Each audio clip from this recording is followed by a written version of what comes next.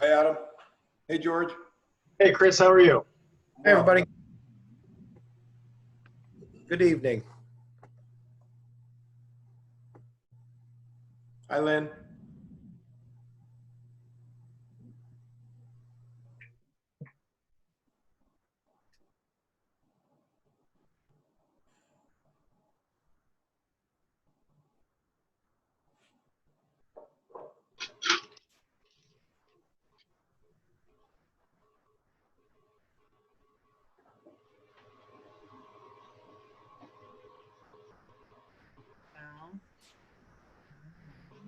My work computer. If I get fired tomorrow, I don't care. I'm kidding. Why are you using this one and not yours? Because I think I need.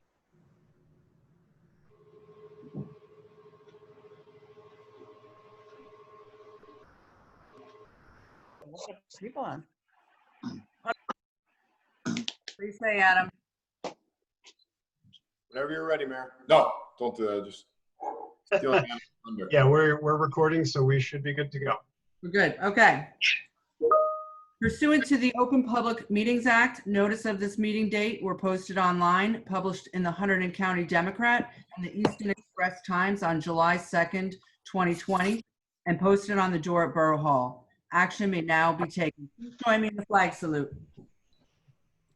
I pledge Allegiance to the flag of the United States of America and to the republic which stands one nation under God, indivisible, with liberty and justice for all.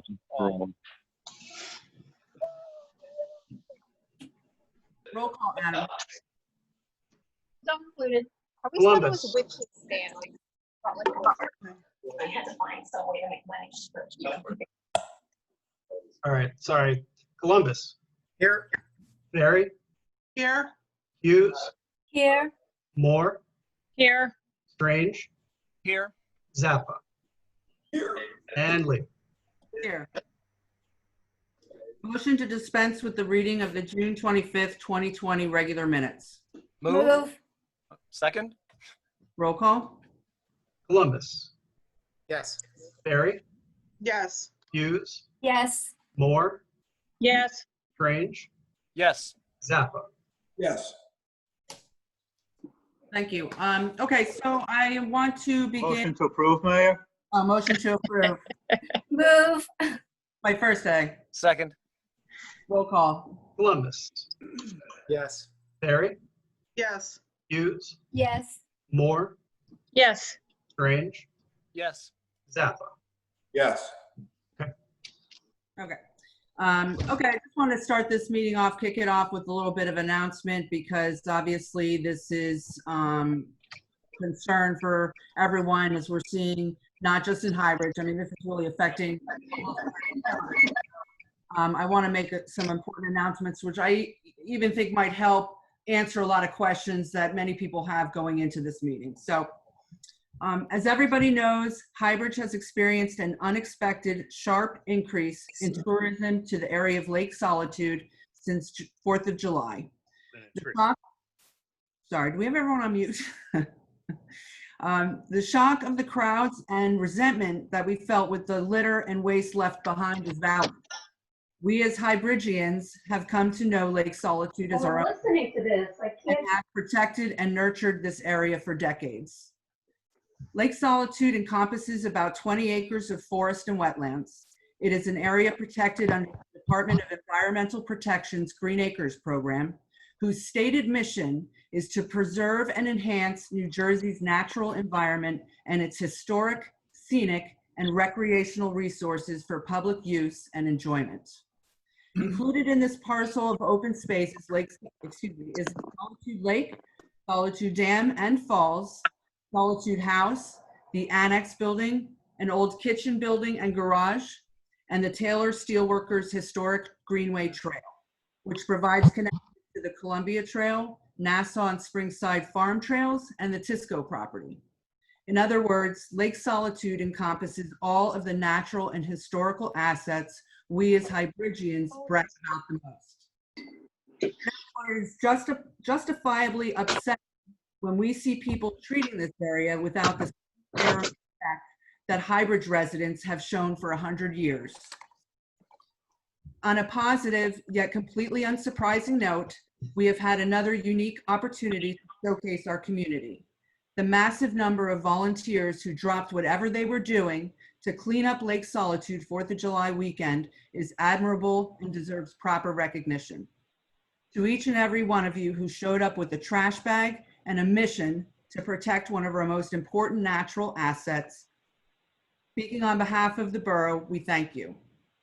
We are Highbridge proud, and I look forward to the day we can truly celebrate your passion and commitment to our precious environment, gathered safely together in one of our beautiful parks. Before the meeting begins, I want to identify a number of things that we have done since the 4th to try and alleviate the concerns of so many, and especially to reduce the negative environmental impact to this area and all areas of Highbridge, while we still navigate these uncharted waters. First and most importantly, on for public tonight is amending the borough code related to parks and playgrounds. While many of the rules related to disorderly conduct have been in place, many areas, including Lake Solitude, lack proper signage of these rules, making it very difficult for our police to enforce. I'd like to highlight a few of these rules now. There is no food or beverages along the riverside, no alcohol, no smoking, picnicking in designated areas only. Parking is in designated areas only. No loud music, no littering, no grills or open fires, no camping or tents, no climbing or jumping from the spillway or the steps of the falls, and of course, no defecating or urination in public areas. These rules will then be prominently at Lake Solitude, providing clarification of what we expect of visitors and reinforcement for our police officers when non-compliance is witnessed. We are also increasing fines to up to 90 days in jail and or $2,000. This will be an additional posted deterrent, not just at Solitude, but at all parks and open spaces. We are clearly defining the parking spaces at the Solitude lot and have a plan to direct traffic towards parking at Union Forge by the Tisco building. This will help alleviate the overcrowding in the lot to allow for emergency vehicle access and also direct parking away from the residential areas. In coordination with the Union Forge Heritage Association and Custom Alloy, visitors will be directed to access Lake Solitude via the Taylor Steelworkers Historic Greenway Trail. We have installed 2 porta-johns and added extra garbage receptacles in the Solitude lot. Hopefully this will help decrease the amount of trash that is left behind. We plan to properly indicate where picnicking is allowed, which is at the top of the dam only, not by the river and not by the lake. Ultimately, we believe a carry-in, carry-out approach is best for this area, though we cannot afford another weekend of trash left behind at the falls. Borough employees and I have been working nonstop on this matter since it first came to our attention. And while we expect these actions will be a big improvement this weekend, much of this will be trial and error, and we will make adjustments along the way. By the end of tonight, we will have the tools necessary to ensure that our parks are kept clean, environmentally sound, and accessible and enjoyable to all. I want to reiterate that this is a work in progress and that we are a team. Your elected officials, the police and public works departments, borough employees, and you, the residents, are all important members of Team Highbridge. As mayor, I am here to listen and give consideration to all of your concerns. I have made a commitment to put the health and well-being of Highbridge first and foremost, and especially to our borough employees and police department. While I know the last 2 weeks have been incredibly irritating for many people, and understandably so, we will get through this together because we are Highbridge strong. Finally, I want to apologize. As I have an online presence through my mayor's Facebook page and addressed many concerns via an impromptu last Thursday, I realize now that those who did not participate in the call didn't have the benefit of the information I provided, including the steps the borough was taking to address these issues. When we sent the urgent PSA out to residents on Sunday, those not on Facebook, specifically those in Solitude Village who are most affected, were naturally upset when no other information was provided and it appeared insensitive and that your voices were not being heard. Wow. Unacceptable, and I take full responsibility for this breakdown. And I'll do my best to make sure it does not happen again. Okay, so as we have a lot of people on this call, we're at exactly 200 as we speak, and we want to make sure everyone has the opportunity to make comment and participate in specifically the public hearing of the ordinance that we're voting on tonight. We are changing a few things in the agenda to normal. You may note that in the agenda, the front end of the public comment section has been reduced to 1 minute. This is not to cut anybody off. This is just to kind of keep the meeting flowing. We still have to get to all the items on our meeting. I'm hoping that this portion of the meeting can be directed to those people that maybe have other questions or concerns. Everyone will have a full opportunity to discuss itself and a full 5 minutes at the end of the meeting if you have any additional comments or questions. Okay. That being said, I fully appreciate, believe me, I fully appreciate that everyone is upset and angry and has a lot of questions, but profanity and any disparaging remarks will not be tolerated. So with that being said, on to the first round of public comments. Again, this is really 1 minute per person. It is a policy of Borough Council that all public comments on an issue shall be limited to 1 minute per person, and no person may make more than one comment per subject. Comments may be made on any subject pertaining to borough issues. Comments pertaining to public hearings should be saved for that section of the agenda. In this case, again, it's the Park and Recs ordinance, which I believe will cover everyone's concerns. There's no debating between residents. I'm not sure how that would work on this call anyway. And comments should be addressed to mayor and council at the public microphone. So if you have a question, raise your hand. Adam will ask you to step up to the microphone. You'll provide your name and address and comment away. All right, so everybody be gentle with me here. I'm gonna have we're gonna go through the named people on the PCs first. Everybody who is calling in on a phone line, I'm gonna unmute you after that, so everybody's gonna have their opportunity. When you click down on the bottom, there should be a button called Participants. There may also be 3 little dots. That's a menu item. You'll be able to raise your hand there, and then I'll unmute you. I'll call you, and you can take it in turn, all right? I'll be keeping the timer for 1 minute, and we'll go from there. Adam, it might be worth making sure that everyone is muted before you begin, because there's maybe a dozen or so people that are not muted yet. Yes. Is there a mass mute button that I'm not aware of? I've been trying to mute as they come in.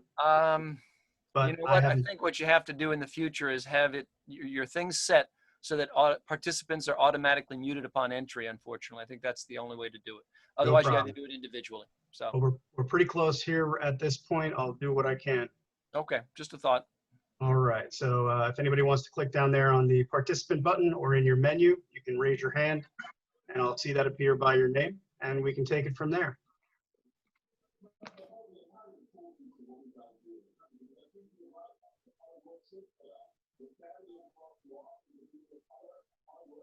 Oh, I see a lot of hands up, Adam. So you want to just pick somebody? I'm not seeing it on my side, Mayor. Who do you? Oh, there they are at the top. Okay. One moment. Okay, I believe all the hand raisers always bubble to the top. Yep. Okay. So Rich, can you hear me, Rich? Can we hear you? I can hear you. Can you hear me? Yes. Okay. I'm starting your 1 minute. You're good to go. All right. I just want to start off with saying thank you, Michelle. Thank you, Council. Thank you, Highbridge Police Department. It's been a trying 2 weeks, especially on my end. I know I've been kind of out of hand, but yeah, it's something that's near and dear to my heart. And so thank you for stepping up and taking care of it. Thank you. I know that was Rich Rafalo. He's on Church Street, even though he didn't. Oh, Yep. I'm sorry, I didn't say that. No problem. Thank Yeah. you, Rich. Thanks for Thank you, joining us. Rich. Really, thank you for participating in the conversation and for your assistance over the last You're few. welcome. When do you go back? Everybody, please mute your computers. To the next chat. Yep, if you could remute yourself, that'd be great. And if you could state your name before you start speaking, that'd be very helpful as well. All right. I see Chrissy. It's pretty good. Showered today. Hi, can you hear me? Yes, hi, Chrissy. Can you please state your name?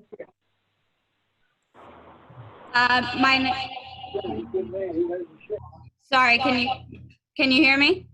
Yes. Yeah. Sorry. My name's Chrissy. I'm on Krieger Road. What's your last What's name? your last name, Your Chrissy? last name? Levajon. Thank you. My question is, who's paying for the Porta Johns? The borough is. So the taxpayers? Inadvertently, yes. It's, I think we factored a net cost to the two added Porta Johns up at Solitude to about $100 a month. Okay, thank you.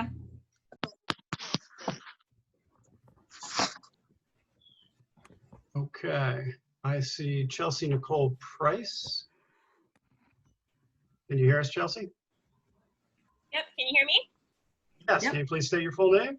Hi, my name is Chelsea Price. I live on Wilson Avenue. Thank you, go ahead. My question was, why aren't we taking more deliberate steps to just close down the area, just as Somerville and Branchburg did? They abruptly closed everything to make sure no one was getting in there or even had the opportunity to violate ordinances. Doesn't that seem counterproductive? Thank you. Yeah, I think we will address this in more detail at towards the public hearing comment section of the meeting, but just in short, it's a Green Acres property and we're really kind of restricted to we're limited to the rules of access there. So we're going to get talking to this in detail a little bit later in the meeting. Hey, Michelle, maybe you should just explain what Green Acres property means real quickly, if you could. Yes, so it means that we accept funding from the Department of Environmental Protection to purchase property with certain, but we promise in return to make sure that it's always going to be environmentally protected and open to everyone for passive recreation. Okay. I see Jennifer's iPhone. Can you hear us, Jennifer's iPhone?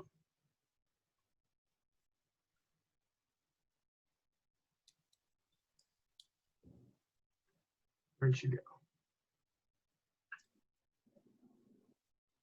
Jennifer, try to put your hand up if you can. We'll come back around to you if you're here. I'm going to move to Carolyn Potkovic.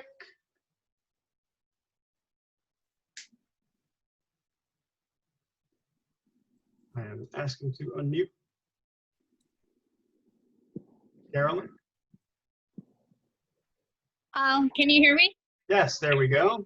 Okay, I was out in my driveway on Wilson Avenue the other night getting something out of my trunk, and a car from out of state stopped, and he.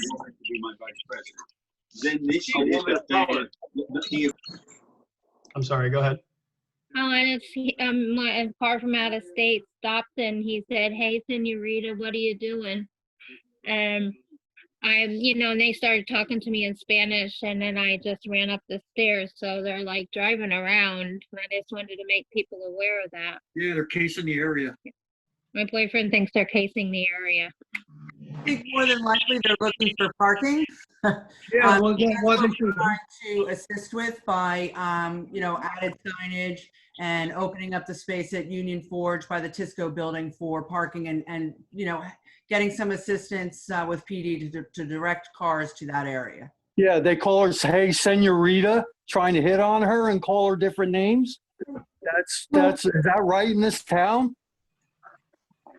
Well, Then the guy was kind of scummy looking. We called the cops. Well, it's good that you called the police. It's good that you called the police if you felt there was a problem. And I would encourage that. This is wrong, because I grew up in the city and I see what these people do. I'm I'm sorry, totally sir. against what That's this our 1 minute, represents. sir. Yeah, hide me, yeah. excuse me. But let's be very clear. This is not about, Hispanics or any other ethnic group. This is about how do we keep our parks open and keep everybody safe and keep the parks safe. So I'd appreciate it if people would, keep their comments to that. Okay. Let's see. Okay, Jane Karp. Hey, Jane. Hi there. It's the mayor. This guy's mom. Let's see. Okay. That's me. Hi. Okay, I'm Jane Karp. I live on Church Street, and as I've written in emails, there's sort of a funnel effect of living at the top of the hill.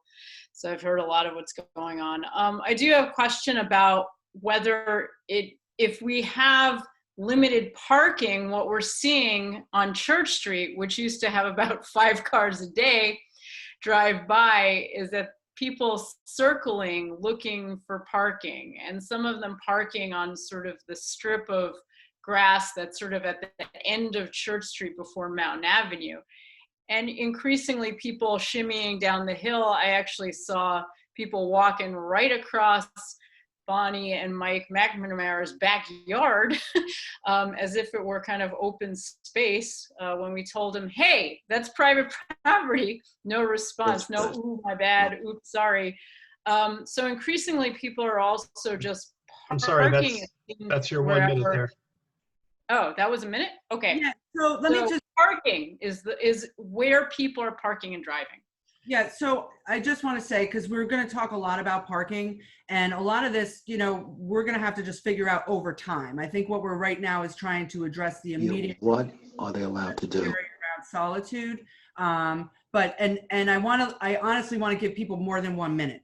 1 minute is not enough time to talk about this very complicated issue, but we have that at the end, and we're going to have a full discussion around the ordinance, which includes parking and the rules and some other suggestions. If I can ask, if any of the people with their hand up right now, if they have a question that is on a different subject than the Lake Solitude issue, because I think that we can address that right now and get everyone else the full time they deserve in the middle and end of the meeting. Does that make sense? Hopefully. Okay. Efficiently. All right. Well, hold on, Adam, before you go on, I just want to say, Barry, thank you for your comments. And I want to tell everybody, Barry is the borough attorney. If everybody doesn't know that, I just want to take a second to introduce him. That's why he's here in the meeting. He attends all of our meetings to make sure it goes smoothly. Thank you, Barry. My pleasure. Okay. I'm sorry if I mispronounced your name. Viria Hodges?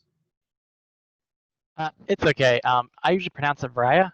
Varaya, okay. Thank you for calling on me. And I must apologize if this is a question I could probably get answered through just looking up on my own. But something I was curious about, with everything going on, is just some things about like the budget. I was curious, like, can we find just how much is the borough currently spending on its police force and its public utilities and social services and such?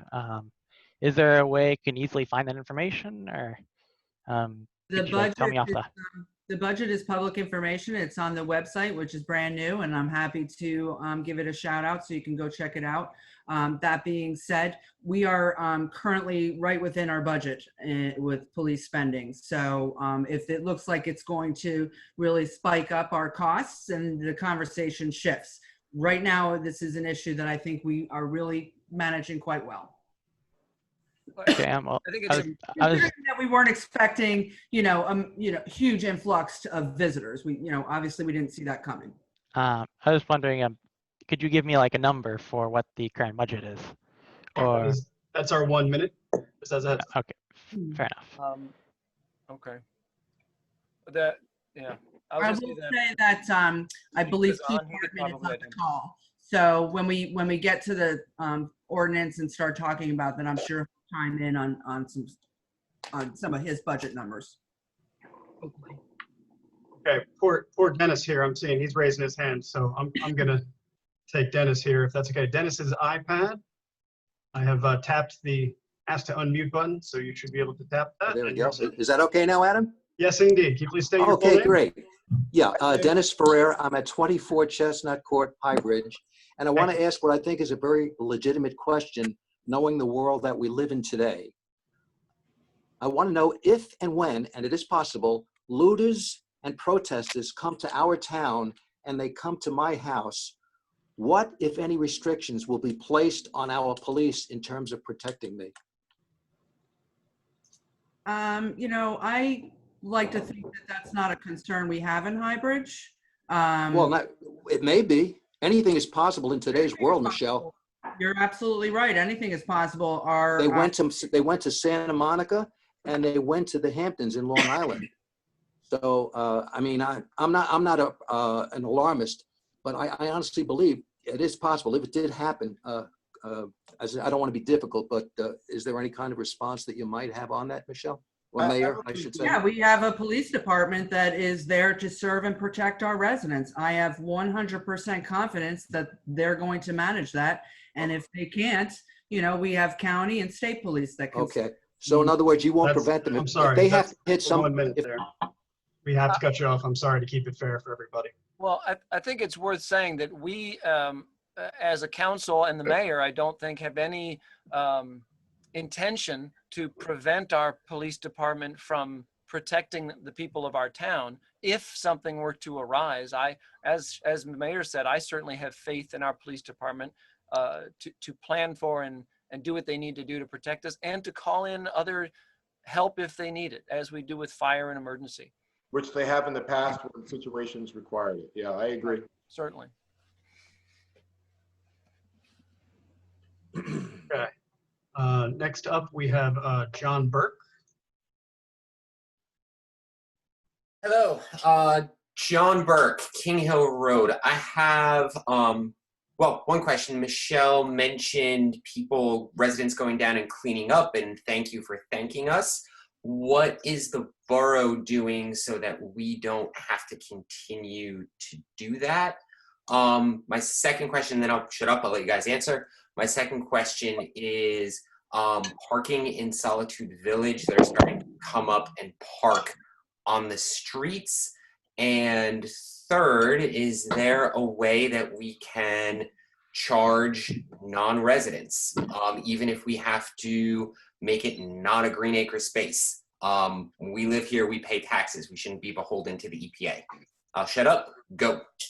So John, I'm sorry. If I don't write everything down as you're saying it, I already forgot what your point number one. Can you just repeat that? You thanked residents for. Oh, okay. Yep. So, and this is again something else we're going to talk extensively about. But we have an environmental commission. We have a Parks and Rec committee.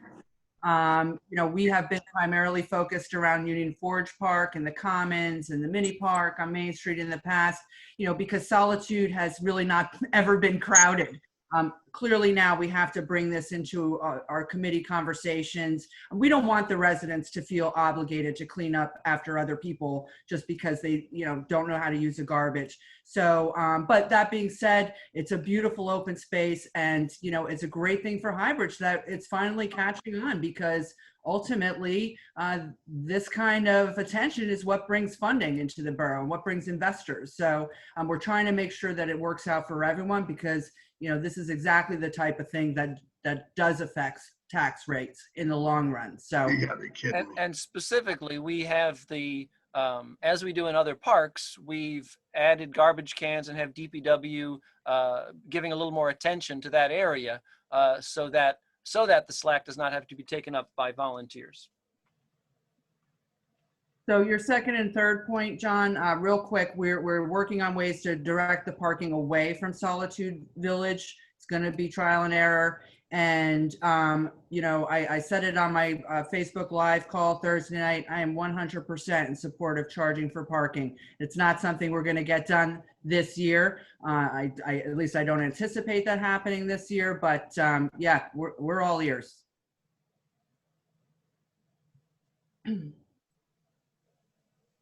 Okay. So the next I have is Kay Krieger. Yeah, Karen Krieger, Krieger Road, Highbridge. My question is this, Michelle just indicated that, this is great that people are coming here and finding out about Highbridge. Is there any kind of statistics on what these people are bringing to the community other than their trash and their waste? That's number one. Number two, once those signs go up, does that say no swimming? Is that one of the things that's going to be on that sign? And if so, are the police going to enforce that? I found an article from 2002 where a man from Kingwood fell off the falls, and guess who got sued? What's going to happen to the township if we get sued because things aren't being done correctly? Thank you. Yeah, so we already have a sign up there that restricts swimming in the lake. We were pretty specific about that. That being said, you are allowed to go in the water. There, you can't put a restriction on water. I mean, that's kind of just the way it is. Wait, they're allowed to they're allowed to be on the stairs to the falls? No, they are not. So that is pictures of people doing it, and the police are not giving tickets. Why are we paying for a police force if they're not going to do their job? Well, I think they are doing their job. I think it's just difficult to enforce right now as there's no posted signage. But yeah, we don't want people climbing on the steps. It's much too dangerous, and we'll talk a little bit more about that. Okay. Next up, we have Chris. It just says Chris. So I will hit ask the unmute there. That's not Chris Z, different Chris. Hi, Chris Polanco, my wife Fran. We're on High Court in Solitude Village. Mayor, I have to disagree with you in terms of this being a good thing in terms of people bringing something to Highbridge. I don't think they're going to be bringing any spending money.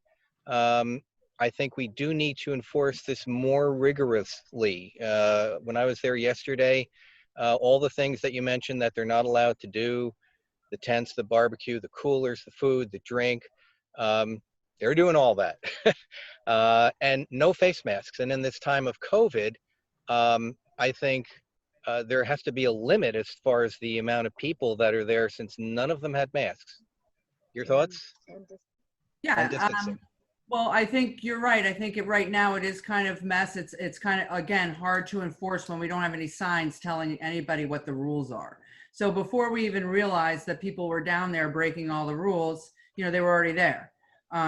So again, we're voting on resolutions tonight that will allow us the ability to put signs in there as soon as we get them in our hands. And that's what we're going to do, which will also make it easier for the police to write tickets. Because again, if you're trying to bust up a party and you're saying you can't drink here and you can't have any food here, and they're like, well, where are you getting that from? I mean, that's going to be a difficult, it's going to be a difficult argument.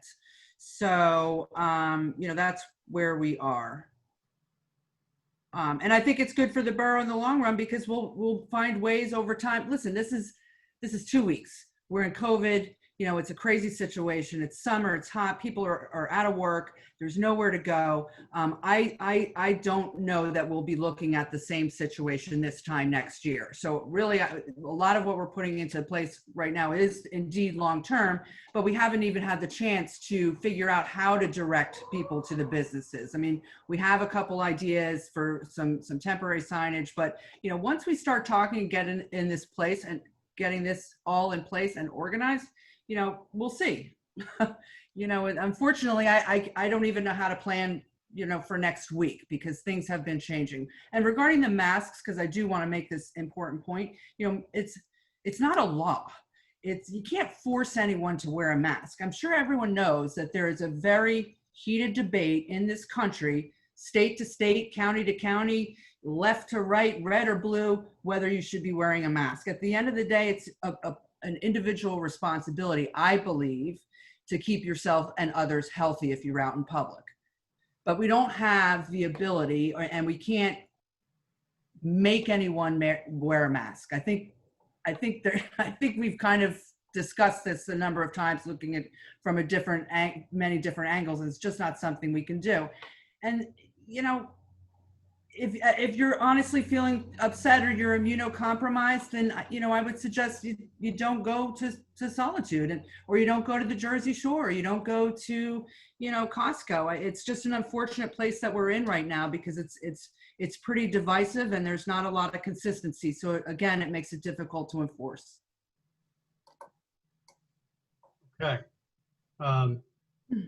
So Elizabeth Harris. Why don't you get the chance to say? Good evening, Mayor Lee and council. Keep raising your hand. First of all, I don't think that signs are going to stop people that come with coolers full of beer. Second of all, I don't know how much business they're going to be bringing to downtown Highbridge when they're sitting at the banks of Lake Solitude getting drunk.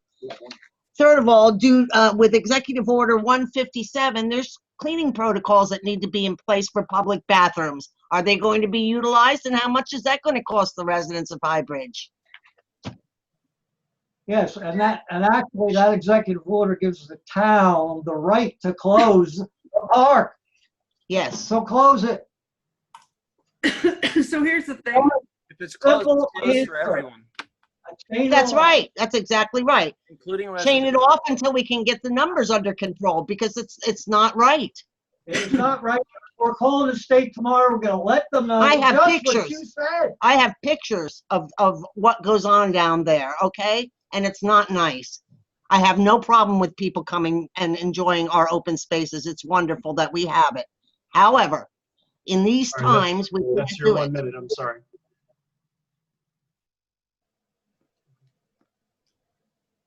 You know, I'm going to save my comments to when we're talking about the entire ordinance and the entire situation. I will say what's unfortunate is that we are faced with this situation, because if everyone recalls, there was a pretty concerted effort back in April by the county to open the parks again.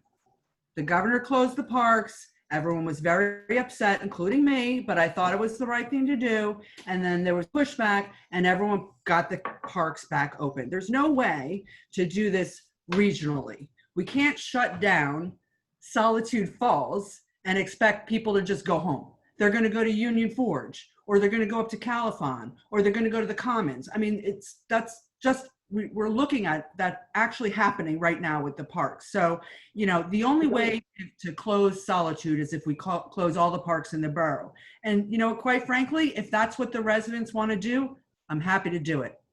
I'm happy to do it, but that's the only way it would work. Well, and also the reason people are seeking out smaller, less well-known go apart. places like Solitude Lake is because every other place is closed. And so people are getting desperate, unfortunately.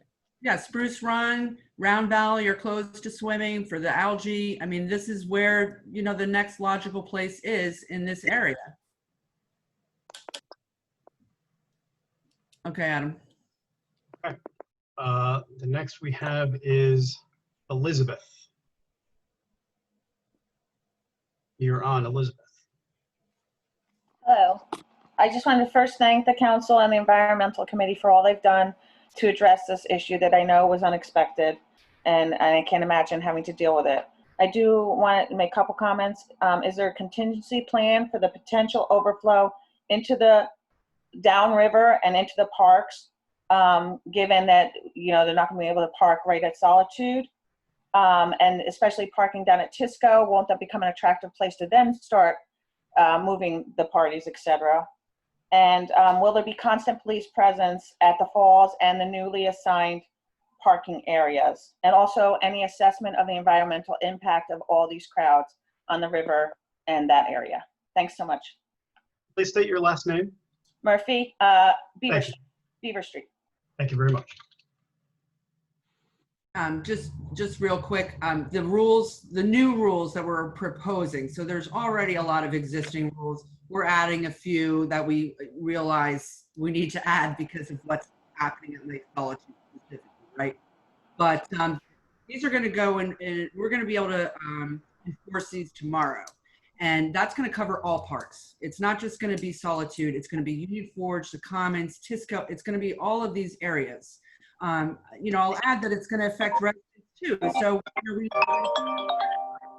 there will be police presence directing cars to Tisco. You know, Chief Bartman has it very well organized. I'll let him speak to, you know, any procedures that he has in place. But that's going to reduce the parking naturally. There's only going to be, I don't know the exact number of spaces, but there's only going to be a few number of spaces actually at the falls itself. And once that fills up, they have to move on down. Once that area fills up, which we don't, we're freaking like 50 cars, you know, then we'll have to see what the next plan is. Trial and error. Okay. Next one we have is Monica Frank. Hi, can everybody hear me? Yes.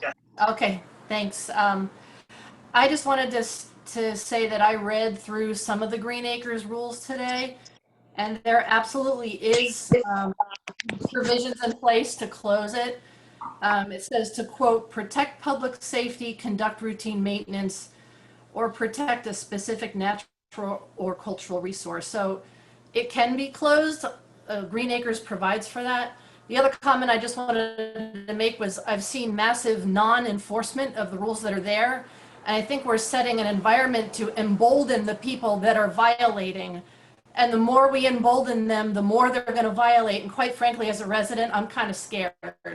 I mean, I don't want to, you know, I get nervous when I talk in public. I'm usually pretty calm, but I live at 1 Colonial Court in Washington Village. But I'm very concerned about how much more the abuse is going to escalate. Let's put it that way. Thank you. Appreciate the minute. Yeah, I believe the abuse is going to stop this weekend.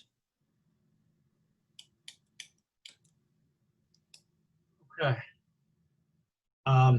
It just says iPad, so I've clicked the button to ask you to unmute. Yes, that would be me. Yes. Okay, my name is Robert Poles. I live at Pleasant Road up in Solitude Village. And just want to say, with Solitude Village here, we, association shut the pool down up here. So this is my daughter, Ashlyn, in the video also. And she's been home, stuck at home from school with everything going on. Now has no pool to go to, or just recently opened up a playground here. She started fishing with me. We've been going to Lake Solitude to go fishing. She's been very good at it. Try to take her there after work now. Cannot get in at all. This poor kid's going through a lot with everything that's going on. And now she's getting shut out from that too. So I think limiting that so the residents, especially someone that lives a mile away from it, to use it, I like to see something done with that. And the other thing is porta-johns. I'm a general contractor. Porta-johns are used based on 10 people per normal work week. A lot more than 10 people down there. Even you got 2 of them, that's 20 people in a normal work week. How often are they getting changed and cleaned and serviced so they're still safe for everybody? And if you're paying $100 a month for 2 of them and they have to get cleaned that frequently, please let me know who you're using because I like to get them on my site. All right, that's 1 minute. Thank you. Well, this is something, again, we'll definitely talk about later. All the porta-johns that we use in the borough are contracted. We also have them set up at the Commons. These are all the exact same issues at the Commons. We are very crowded at the Commons. So, you know, we're keeping up with the cleaning. We have the Union Forge restrooms available to us as well. And you know, that's something that we're still under discussion on how we clean them on a more regular basis now with the increased use. Okay. It says iPhone. I have asked you to unmute. Mayor Lee, Keith Unger, Deer Run Road, Solitude. I just wanted to bring it to your point. How soon until somebody severely hurts himself over there at the falls? I mean, the dam is crumbling. It's not safe. Also, on top of it, welcome to Highbridge. I think this is something that most Highbridge citizens do not want to deal with. And I grew up jumping the falls when I was younger. Police used to come in. Was it Green Acres approved? I don't know. Was it Green Acres, you know, certified land? I don't know. But I'll tell you one thing. I was dragged out of there by the cops multiple times. So why can we not enforce this. I think that it needs to be shut down. In all honesty, welcome to Highbridge. Thank you. So I will say that, Chris, or somebody that's been on council longer than me can remember the exact year, but the dam went through a very long and expensive renovation project. So I don't believe that it's crumbling anywhere. I feel that no, Chris? It's about 10 years. The dam was before I got on council. But it was Oh, okay. All right. I got on council, so it's been about 8 years ago that the dam was completely rebuilt. Yeah, so I mean, I think the dam's in great shape. That being said, we want to make sure that there is no damage because, that would obviously be horrible. Again, no one's allowed on top of the dam. No one's allowed on the steps. If you jump off the dam, I mean, you're only going to get hurt, and I hope that never happens. But The way it is now, if you jump off the top of the dam, you're landing on a flat cement pad. You're only going to do it once. You're breaking your bones. Yeah, it's not gonna happen. I'm not saying jumping the dam. I'm saying walking down the dam. It is.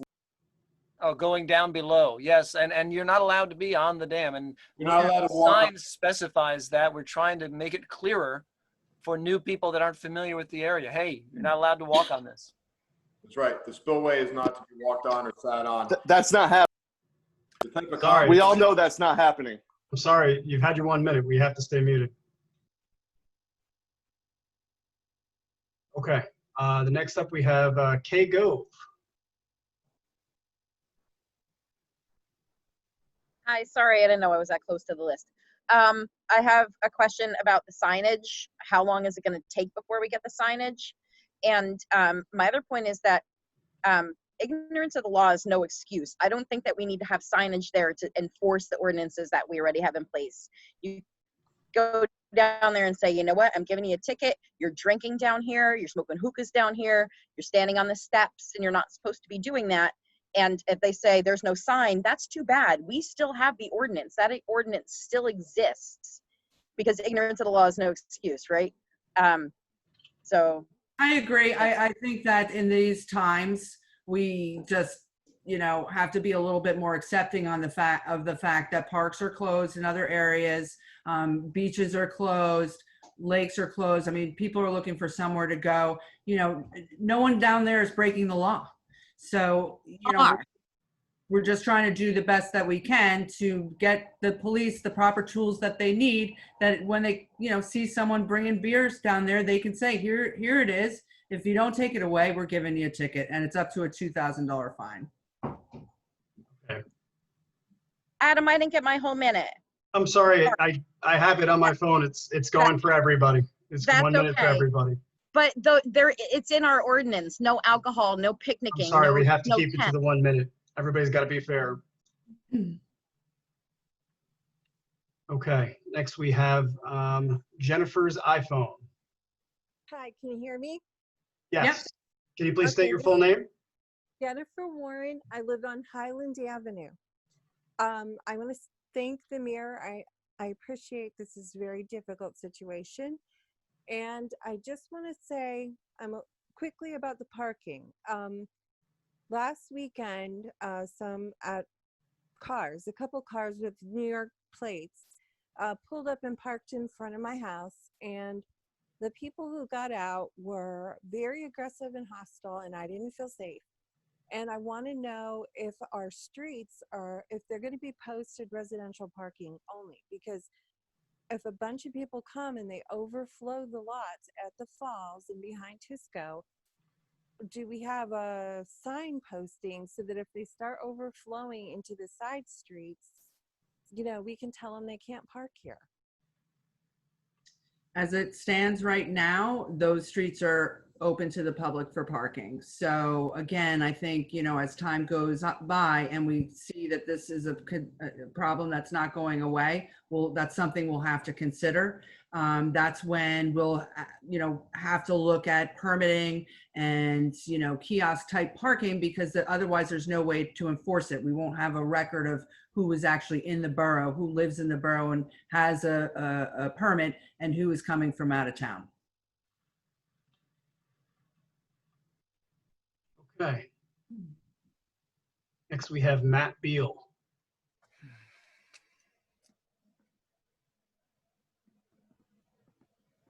Hi, my name's actually Jessica. I'm on my husband's computer, Beal on West Main Street. Some of my questions have already been answered, but I did have an additional question that I was wondering if there's going to be signage about the littering posted anywhere else besides Lake Solitude along the river. We constantly pick it up by Gronski's and other places when we are walking along the river by the arches and stuff like that. And I was just wondering if it's going to be posted anywhere else as well.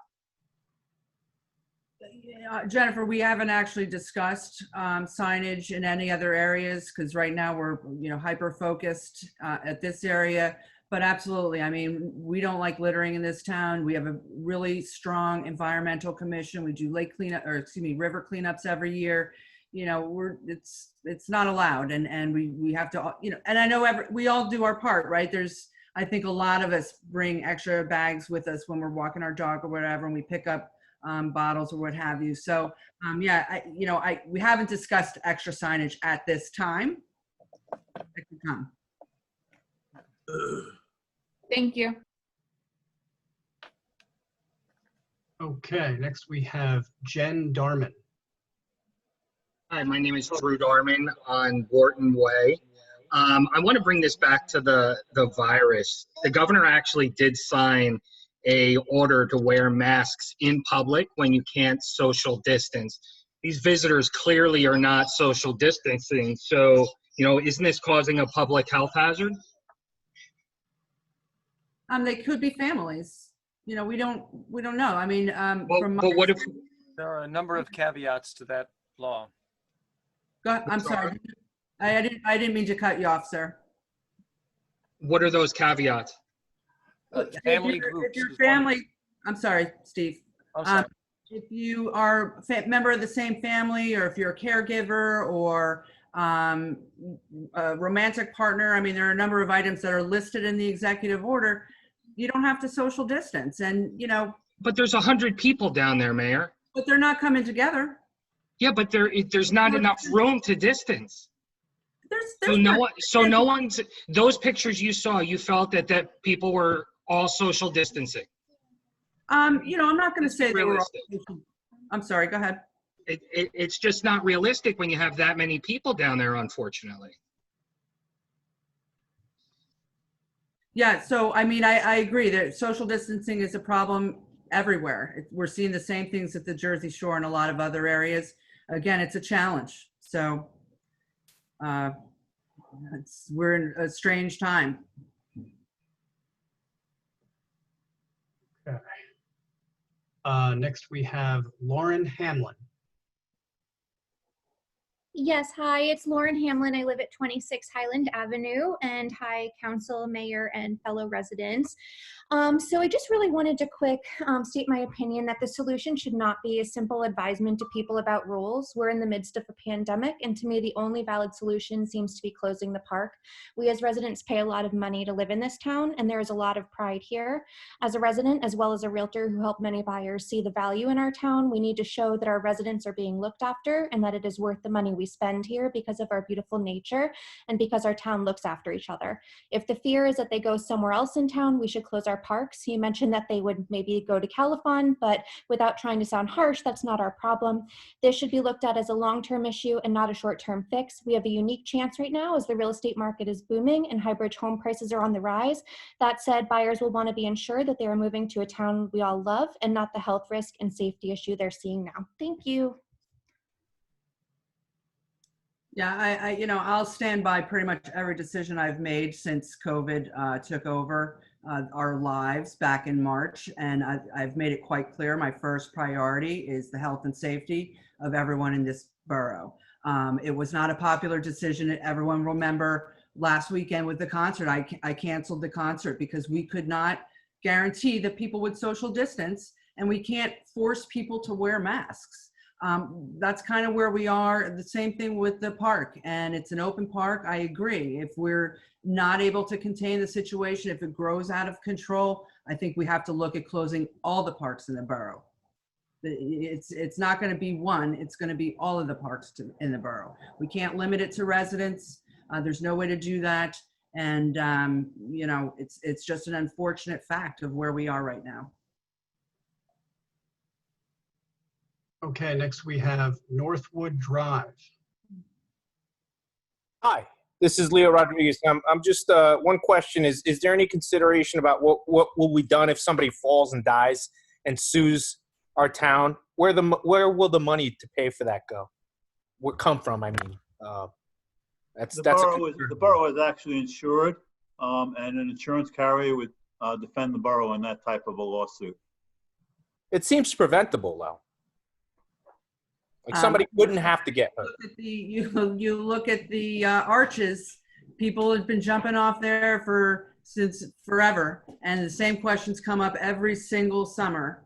And you know, it's an unfortunate fact that some people, even though it looks dangerous, they're still going to go out of their way to climb up and jump off the arches, just the same as we're seeing them now climb up the steps at the falls. We're hoping that we get some, more efficient ways that we can back our police department to go down there and make sure it doesn't continue to happen. Thank you. Okay. Christina Whited. Hi, can you hear me? Yes. Hi. On a lighter note, several years ago, I asked council for permission to paint the fire hydrants to look like gnomes. We managed to do one hydrant and then we're stymied with the rest of them, but people found it really charming. It's next to the trail. We got a lot of positive feedback from it. Right now, we have a tremendous number of bored teenagers who need something to do. So I'm asking for council to revisit that and pass a resolution to approve painting of the specified hydrants. And I submitted the locations to you already. With approval of the fire department, which we had wholeheartedly last time, as well as sign off of the property owner. And then all that would be submitted to the borough and we could go forward with that work. How did I do with my minute? 3 seconds. Very good. Christina, I'm so sorry that I wasn't able to give your request the proper attention that it needed ahead of this meeting. Let's plan on getting together again. I've had a lot of suggestions for some other artistic ideas around the borough, and I'm really behind the idea.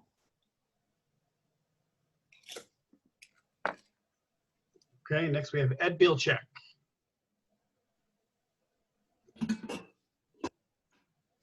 Hi, I've just unmuted. Am I connected? Yes. Yep. You're good. Okay. Thank you. Now, Michelle, I have a couple of questions. The first question is, you mentioned that the area is Green Acres. What part of it is Green Acres? Is it the river? Is it the gorge entirely? Is it what comes right up to the edge of the road? What exactly is Green Acres? So the gorge does not belong to the borough. The gorge is wildlife management property. I know I'm forgetting the exact terminology. So thankfully that's an unpopular decision that I have not been involved with. That being said, and maybe Lynn can correct me if I'm wrong, but I believe the entire area of Lake Solitude, including the dam, is Green Acres.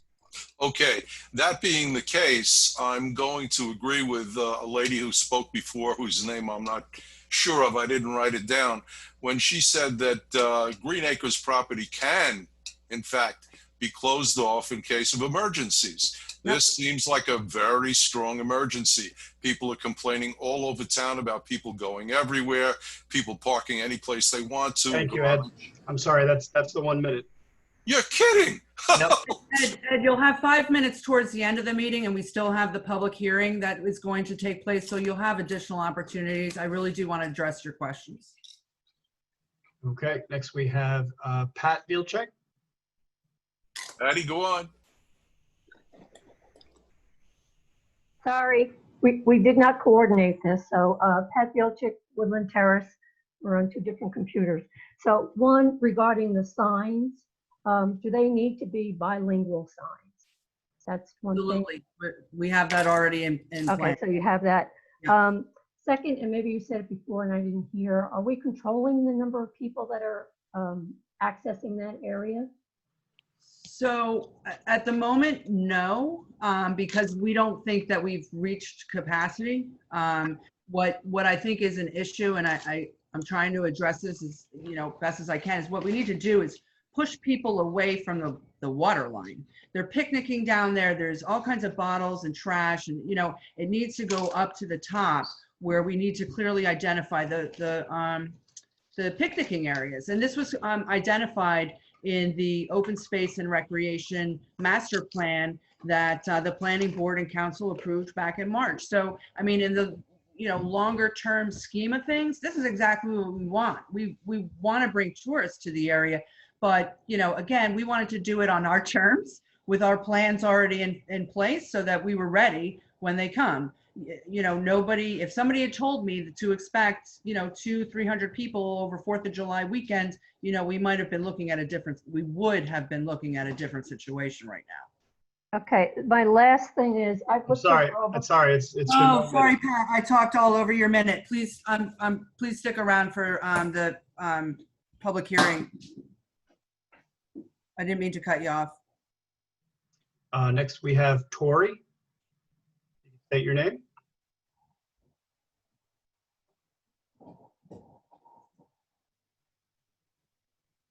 Are you there, Tori?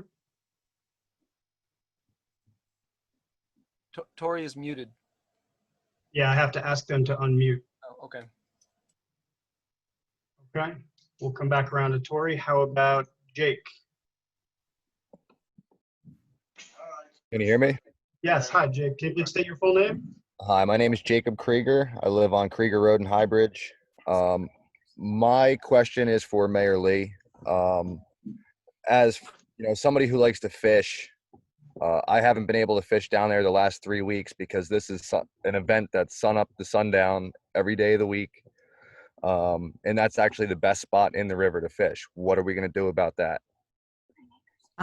Why don't you go and fish there? Because there still is plenty of room to fish. I mean, I agree. It's unsettling when the park you enjoyed so peacefully by yourself now has, crowding, but it's still available to fish. Definitely not fly fishing. You'd end up lassoing somebody. I mean, but doesn't that happen all over the place? You want to go to your favorite spot and there's 2 fishermen already hogging your favorite hole. I mean, that's, Not 150 though. Definitely not 150. My other question is, rid of her. What I'm sorry, is, that's 1 minute, Jake. I'm sorry. Next up, we have Jonathan's iPhone. Can you hear us, Jonathan's iPhone?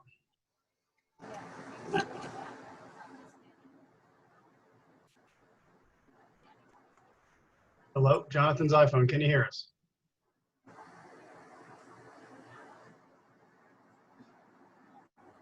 Okay.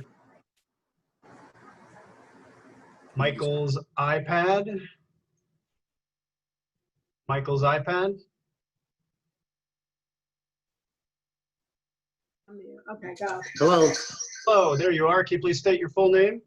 I am Michael Heon. I live at 14 Stillwell Road. I just addressed to the mayor. How do the folks that want to have this closed, what is the procedure of getting it closed?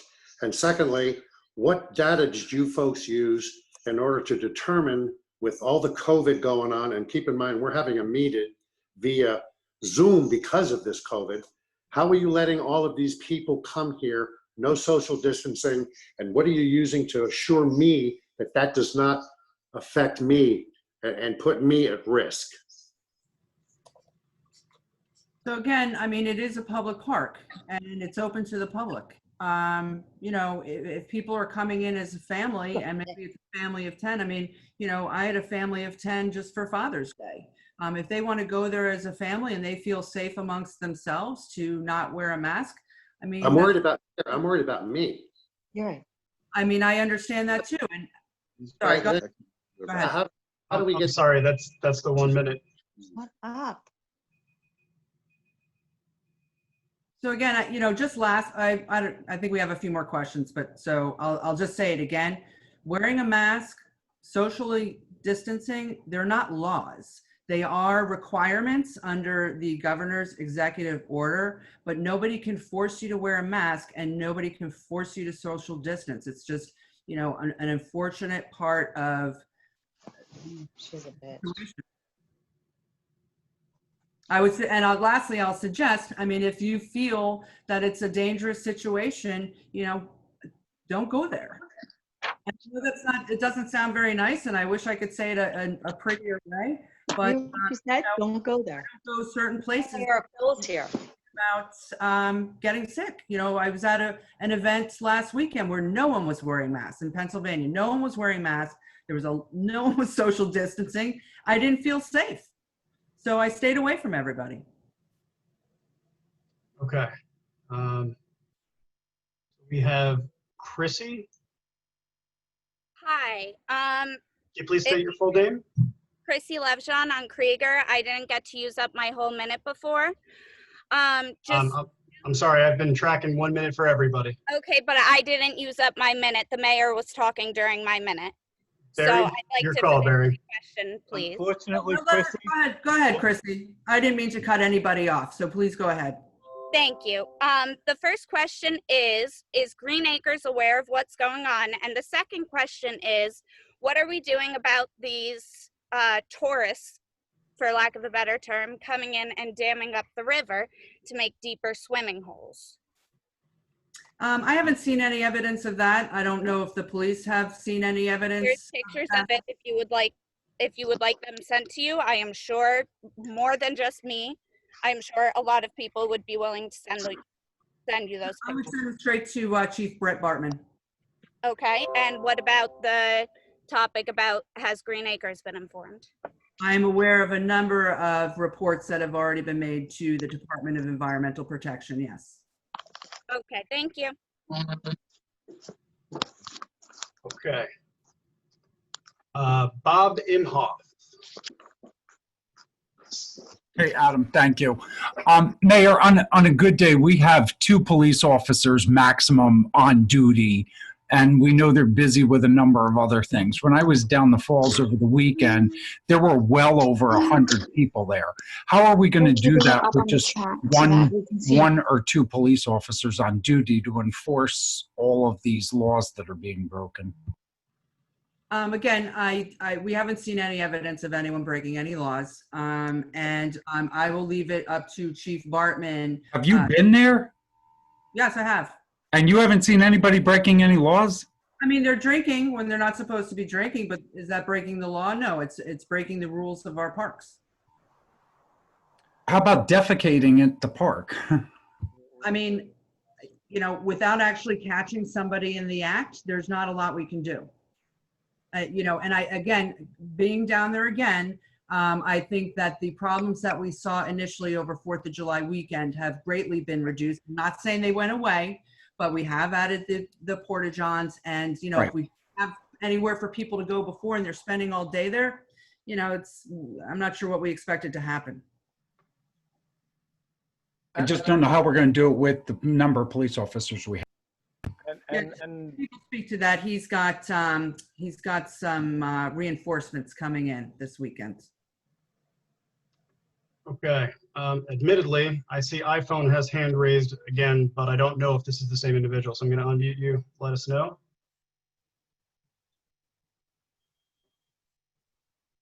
Okay, I'm going to lower your hand if that is the case. Robert's iPad.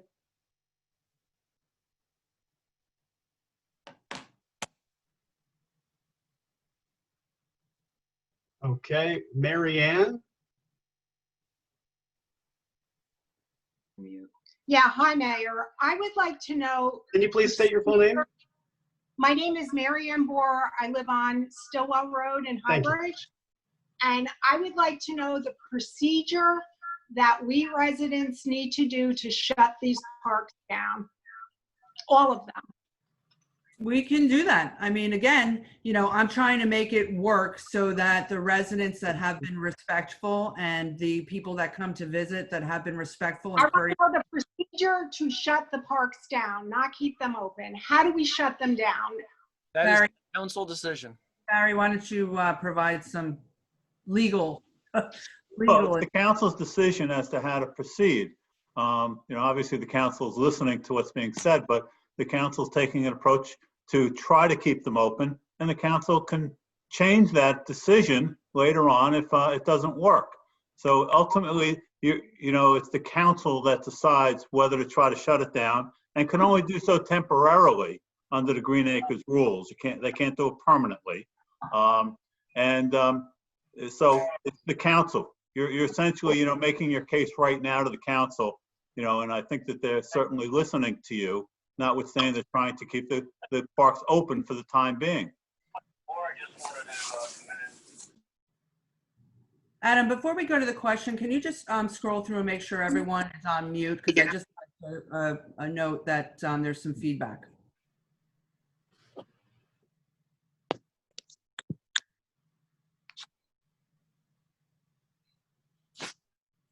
Everybody that I can mute appears to be muted. We just have new people coming in, and so they start out as being on. Okay. That I can see. We need to get you an assistant. We may, Mayor, we may. Shut it down, vote her out. Hey, you're gonna have your chance. You're gonna have your chance. So please stop unmuting yourself so we can continue with the meeting. Okay, we're gonna do one more try for Jonathan's iPhone.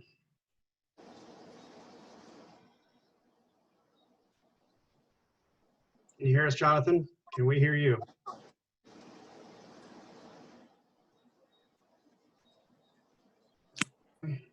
Katie's iPhone.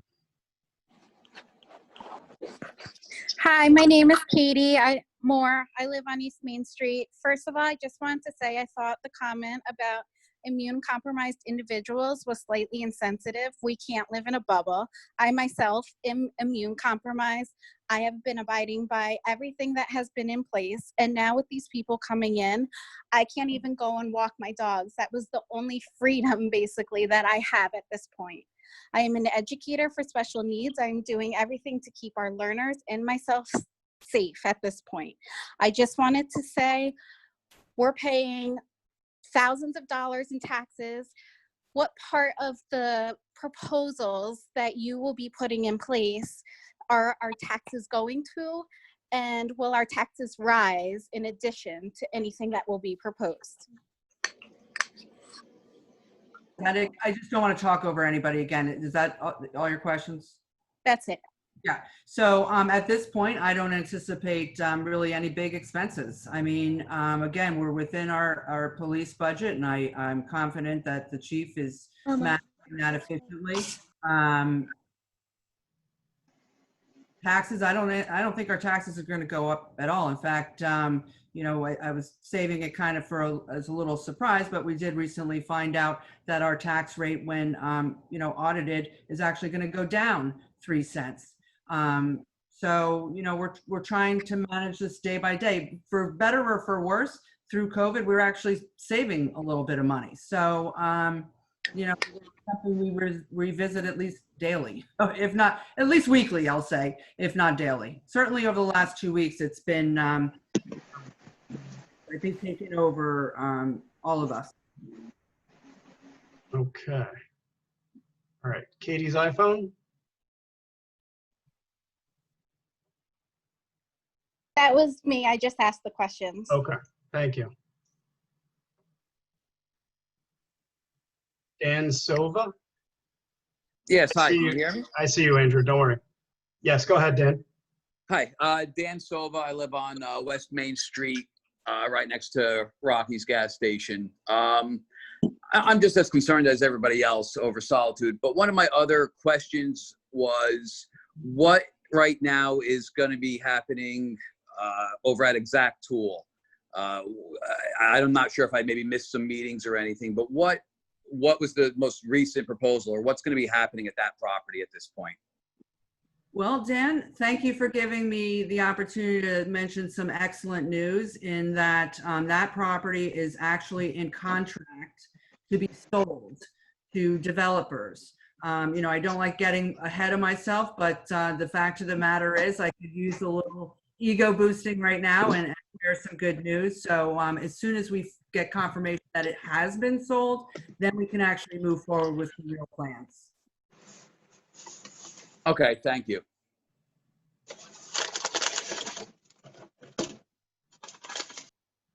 Okay, I saw Andrew putting his hand up so much. I want to give him his minute here.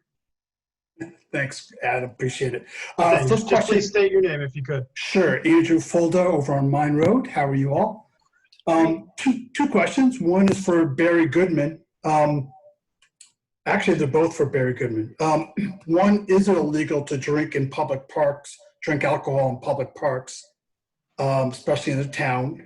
And then two, if there is something is an ordinance, is the sign required in order to force it, or is it not required? That's my two questions. Drinking in the Thank you. park would be a violation of the municipal ordinance. And it would be up to the municipal judge after, if a summons were issued to the person, whether or not to fine the person, and if so, how much? Because the fines are up to a certain amount. So the municipal judge has discretion depending upon the nature of the offense as to how much is going to be, if anything, is going to be assessed as a fine. Now, I think that the issue in terms of the ordinance that prohibits drinking is that police, and I don't want to speak for Chief Bartman, because certainly he can address this later, but since there's no notice, no signs, the signs aren't really prominent there, and the signs, from what I understand now, are going to be very prominent all over so that people can see it, that the police will be more comfortable enforcing those ordinances and issuing summonses once there's better signage all around, detailing what cannot be done under the ordinances. But that signs are not absolutely required for ordinance to be in place and enforced, right? That is correct, but it puts the police in a more difficult situation to issue summonses when people aren't on notice. It's one thing when you talk about robbing a bank, murdering somebody. Everybody knows you can't do that, but people don't necessarily know they can't drink there in that public park. So that's why it just makes it easier for the police to do their job. It will make it easier once the signs are up. Thank you. Okay, next we have Moto G5 Plus. I think that's me. Can you hear me? It is. Yes, we can. Can you please state your name? I'm Priscilla Rocky. I'm on West Main Street. And I just want to thank the mayor and council and our police department for laboring on this. I know it's been a consuming issue and very urgent. I just wanted to make a comment on what I see as possibly the root of some of the indignation that we have rising up. We know that the space is meant for passing through. And to us, it seems like maybe a fundamental violation of the nature of the area to turn it into a place where people are setting up all day with this kind of behavior. And I would support trying the signage and enforcement, but perhaps if we cannot encourage people to, move on after a more limited amount of time there, then maybe it would be worth shutting down the parks. That's the idea that is developing for me, and I don't necessarily have a question, but I just wanted to make that comment. Thanks, Priscilla, and I'll look to you, Barry. I'm not sure how we would enforce that either. I think that, the police, the ordinance lists probably 15 different things that cannot be done in the parks. And certainly the signs will highlight those items. I leave it to the discretion of the police in terms of, handling those issues. What are the more serious things? I don't think the police, certainly in hybrids, tend to be overbearing. They try to work with the people. And I expect that once they have the proper signage, it'll be easier for them to say to people, see that sign? You're not allowed to do it. Stop right now.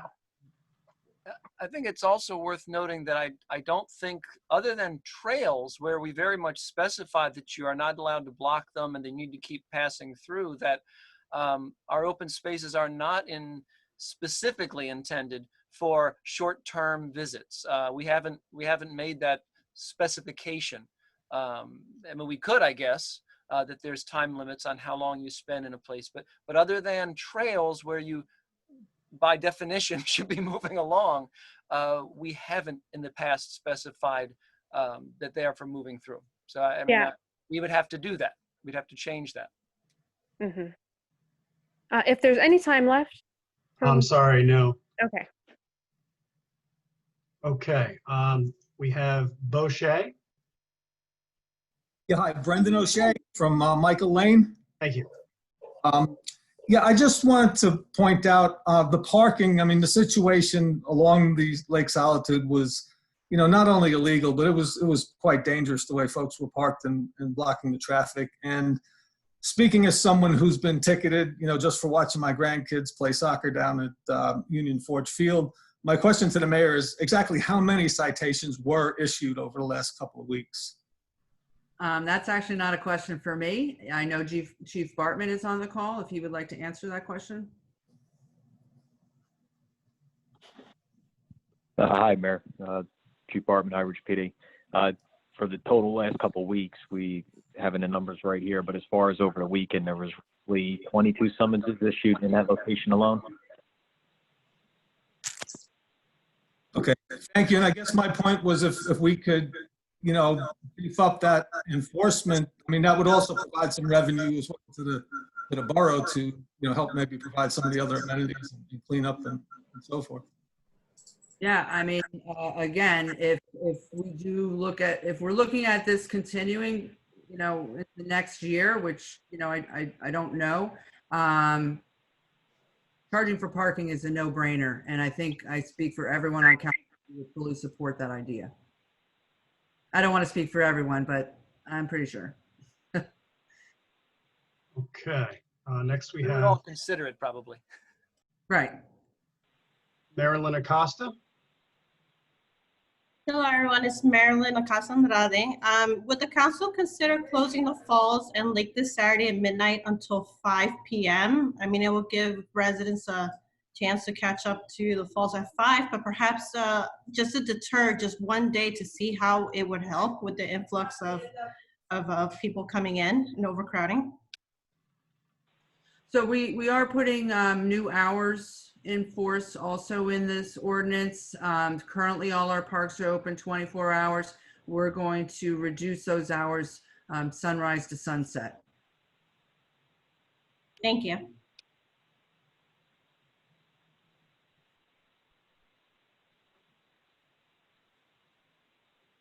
Okay, next we have Matt Curtin.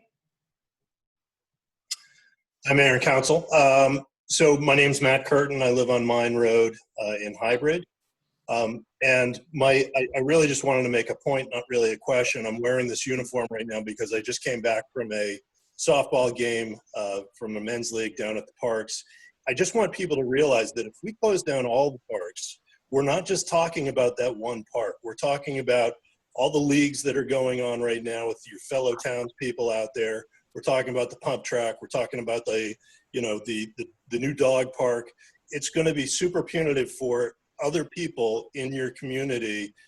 I understand it's a huge problem down at the falls, and I really think we need to take care of it in a limited parking sort of way. But I want you to keep in mind that it would be really punitive for the rest of us to close all the parks down. I agree. You can't do that. Yeah, I agree with Matt. I mean, I strongly believe that we're putting together some good action plans in place for this weekend. And if we need to tweak it along the way, Chief Bartman, Rick Roll, Bonnie Fleming, we've all been working nonstop on making this work, not just for the people coming in, because of course we want to accommodate them, but we need the residents to not be ticked off every day and annoyed. So if we can get to that point, which I know is a challenge, but it's a work in progress, and we do want you to continue to challenge us, because if it's not working, then closing the parks is something we have to consider. Okay, next we have Robert's iPad 2. Yeah, this is Bob Smolarek. I'm from Highbridge, 31 Mark Drive, Solitude Village. Yeah, and I just, like, when did that area around the falls become a park? I've been here 28 years. I don't remember it being a park. And I'm for it. If you got to close everything, close the trail, close the Union Forge, close everything. Okay, thank you. I mean, I think it's been a park for 100 years. It used to be a YMCA park. I mean, people were sharing with me pictures of back in the day when, you know, there were flocks of people in the lake and using the dock and with boats and, you know, probably twice as many people as we see down there right now. So it's something that is possible. And again, this is something that we've discussed within the Open Space Committee and put forth an open space and recreation master plan earlier this year that everyone can find online, which lays out very specific ideas for developing our parks and bringing even more people in to enjoy. And again, having someplace for some people to go is an asset. These are assets to the borough. So, you know, it's my opinion that you know, we should be looking at the positive side of this. It's something that the county is behind,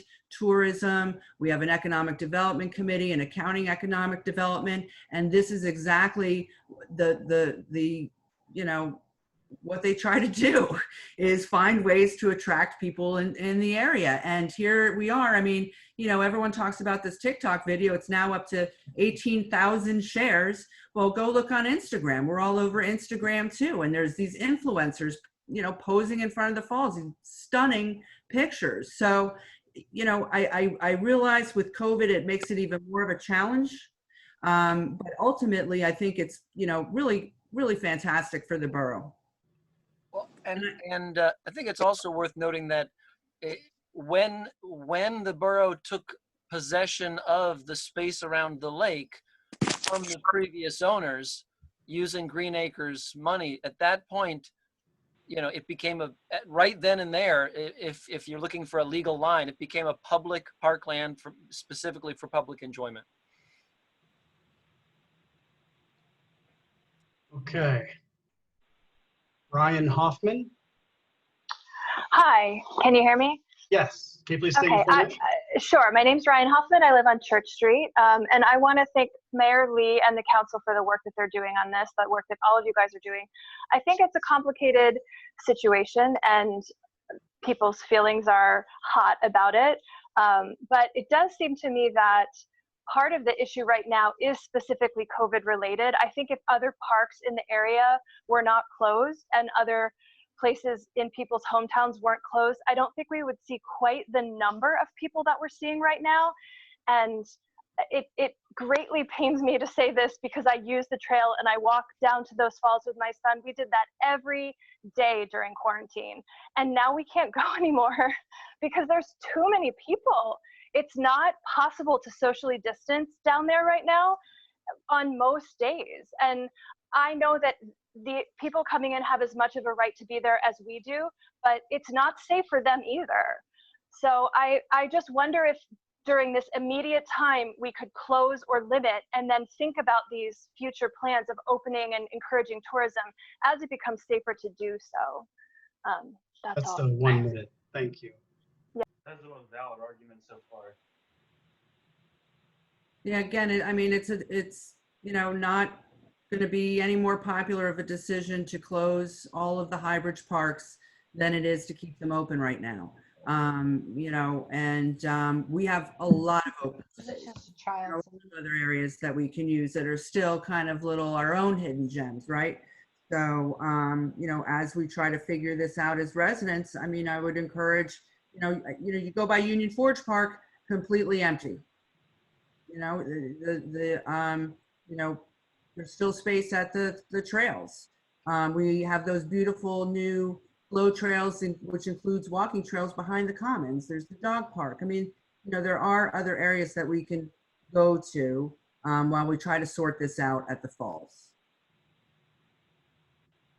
Mayor, we do have 2 more hands up, but I believe they have had their comment sections. Okay, so on to the public hearings then of this meeting. A couple of these I think that we kind of put on hold right before the shutdown, or right as the shutdown started, that we're reopening for public hearing tonight. The first one is ordinance 2020-020, replace the firehouse garage doors. Motion to reopen the public hearing for ordinance 2020-020. Move. Second? Roll call? Columbus. Yes. Barry. Yes. Hughes. Yes. Moore. Yes. Strange. Yes. Zappa. Yes. Okay, so this, just to give everyone a, quick update, because we have a lot of new people on the call tonight. The fire department wants to replace their garage doors. We asked them if they wouldn't mind waiting until we see, how much damage that we were going to get with COVID. And we believe now is a great time to reopen and let them get the work done that they need. Does anyone from council want to add anything, or the public want to add anything? So I'm going to lower the hands just so I can tell if someone has an individual comment. I don't see anything at the top, Mayor. Okay, motion to close the public hearing for ordinance 2020-020. Move. Second? Roll call? Columbus. Yes. Barry. Yes. Hughes. Yes. Moore. Yes. Strange. Yes. Zappa. Yes. Motion to adopt ordinance 2020-020. Move. Second. Roll call? Columbus. Yes. Barry. Yes. Hughes. Yes. Moore. Yes. Strange. Yes. Zappa.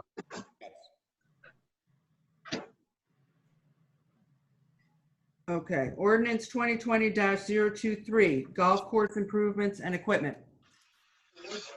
Motion to reopen the public hearing. Second? Roll call? I'm sorry, was that Columbus and Zappa? Yes. Yes. Okay. Okay, Columbus. Yes. Barry. Yes. Hughes. Yes. Moore. Yes. Strange. Yes. Zappa. Yes. Okay, so George, do you want to just speak to that? Because I missed the last meeting and you probably have more information than I do right now. Right. So we're allocating some money right now out of the budget for netting repairs. There's a couple panels right now that we were going to get replaced. The second and seventh panel on Sunset and Wood Glen are being replaced. So this money, part of this money would go to that netting repair. Any comments from the public on the golf course improvements and equipment?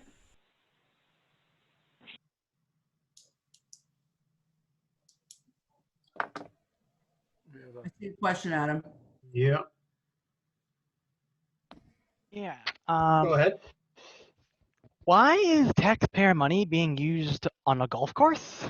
An institution that's usually like private and doesn't seem to have a direct public benefit. It seems that the taxpayer money could be better spent on other items such as low-income housing or handling the issue with all the defecation and such at the falls and such. It's a good question, but the municipal owns the course. The municipality owns the course, so we are, and unfortunately, we do have to take care and repair things that go wrong at the course. And it's 20 years old now, so things need to be replaced. And it's all budgeted for. I mean, we do have a capital plan where the golf course is concerned. Once it's done paying for, which is, Bonnie, correct me if I'm wrong, that the end of next year, that's hopefully going to be a net profit to the borough. Addressing your question on the bathrooms, I mean, I sure it's part of the budget, but the added expense for the porta-johns up at the Solitude area is, it's a minimal amount, and it's certainly worth having bathrooms than, having the concern of people going in the woods. Well, and I think if people aren't aware of the history of it, and that's very possible, the golf course property was purchased, 20 years ago, and It is managed by a golf course management firm, because that's not really our thing. And the proceeds from their management of that business basically pay off the mortgage that we have on it, and then any extra comes to the town's budget. Once the mortgage is paid off, that income would come to the town's budget. So that was the objective long ago, and it looks like we're almost there after 20 years. So it isn't that we just pay out to provide this service. I just want to make sure that's clear in case people aren't aware of that.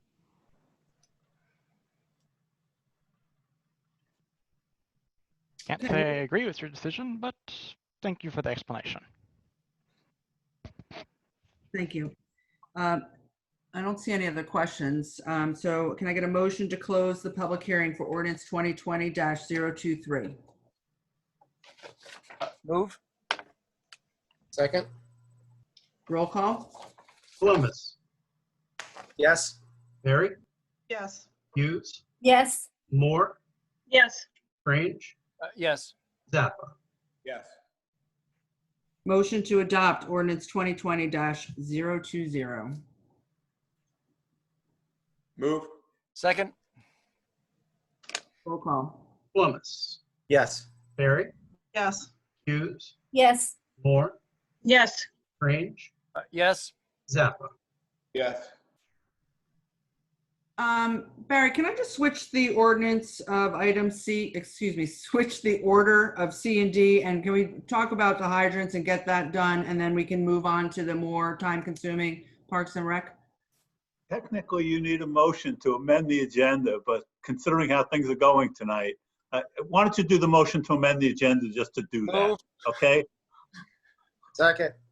Okay, roll call? Motion to vote her out. Oh, that's I'm sorry, who was my motion second? Was that Strange? Motion And to amend the agenda. okay, thank you. Columbus, Yes. Barry, Yes. Hughes, Yes. Moore, Yes. Strange, Yes. Zappa. Yes. Okay, ordinance 2020-034, hydrants, motion to open the public hearing. Move. Second? Roll call?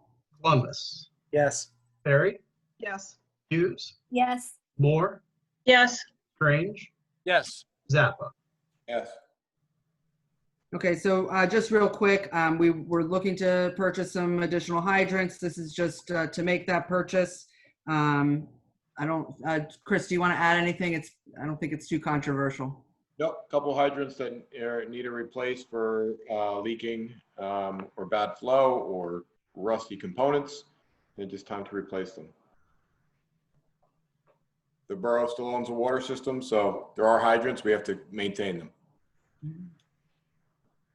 Question from Karen. Go ahead, Karen. The hydrant in front of my house has had a garbage bag over it for like a year now. Is that one of the hydrants that's going to be replaced in case my house ever catches on fire? I don't have the list in front of me, but I would assume so, Karen. I could double check that and I'll get back to you offline. Thank you. You got it. Any other questions? Okay. Motion to close the public hearing for ordinance 2020-034. Move. Second. Roll call. Columbus, Yes. Barry, Yes. Hughes, Yes. Moore, Yes. Strange, Yes. Zappa. Yes. Did I just say adopt? I'm sorry. No, that was to close. No, that was close. Close, yeah. I didn't cross it off. Motion to adopt ordinance 2020-034. Move. Second. Roll call. Columbus, Yes. Barry, Yes. Hughes, Yes. Moore, Yes. Strange, Yes. Zappa. Yes. Okay, so ordinance 2020-033, amend Borough Code Chapters 261, Parks and Playgrounds, Article 1, General Provisions, and Chapter 8, Article 4, Parks and Recreation Committee. So we're kind of jamming a number of items into this ordinance. We had, anybody that participates in these meetings regularly knows that we have been working on the Parks and Rec ordinance for some time, just kind of tweaking the rules, talking about how we want to, if at all, change the Parks and Rec Committee. Obviously, we introduced this at the last council meeting. Over the last 2 weeks, we've realized we need to, add more meat to some of the items under disorderly conduct, including increasing those fines if anyone is, blatantly disregarding those rules. So that's really kind of it in a nutshell. Steve, I don't know if you would like to speak to this. I mean, as you said, if people have been paying attention over the last year, we've been tweaking small things simply to update the park stuff in general, because it hadn't been done in a long time. And we finally got it right. And then, as you said, a lot of changes have occurred in the last week or two. And so we'll be adopting those long-term tweaks. And then also, I believe we're introducing some amendments to that new ordinance, which will be, so we'll pass the ordinance, and at the same time, we're already amending it to keep up with what has happened over the last 2 weeks and to really stay on top of it. So, I mean, I don't know, I'm not going to speak about it again. There's a lot of little changes that have been made over the last year, and then we've added 1 or 2 little tweaks in the last week. Yeah, so I'll just real quick, the items that we're adding no cursing or any threatening, abusive, obscene, or insulting language. No prepare a fire or use a grill. So, I've seen it. Other people have reported it. People are grilling down there. Someone sent me a picture today of a fire. That's an absolute no. So we're going to be able to enforce that.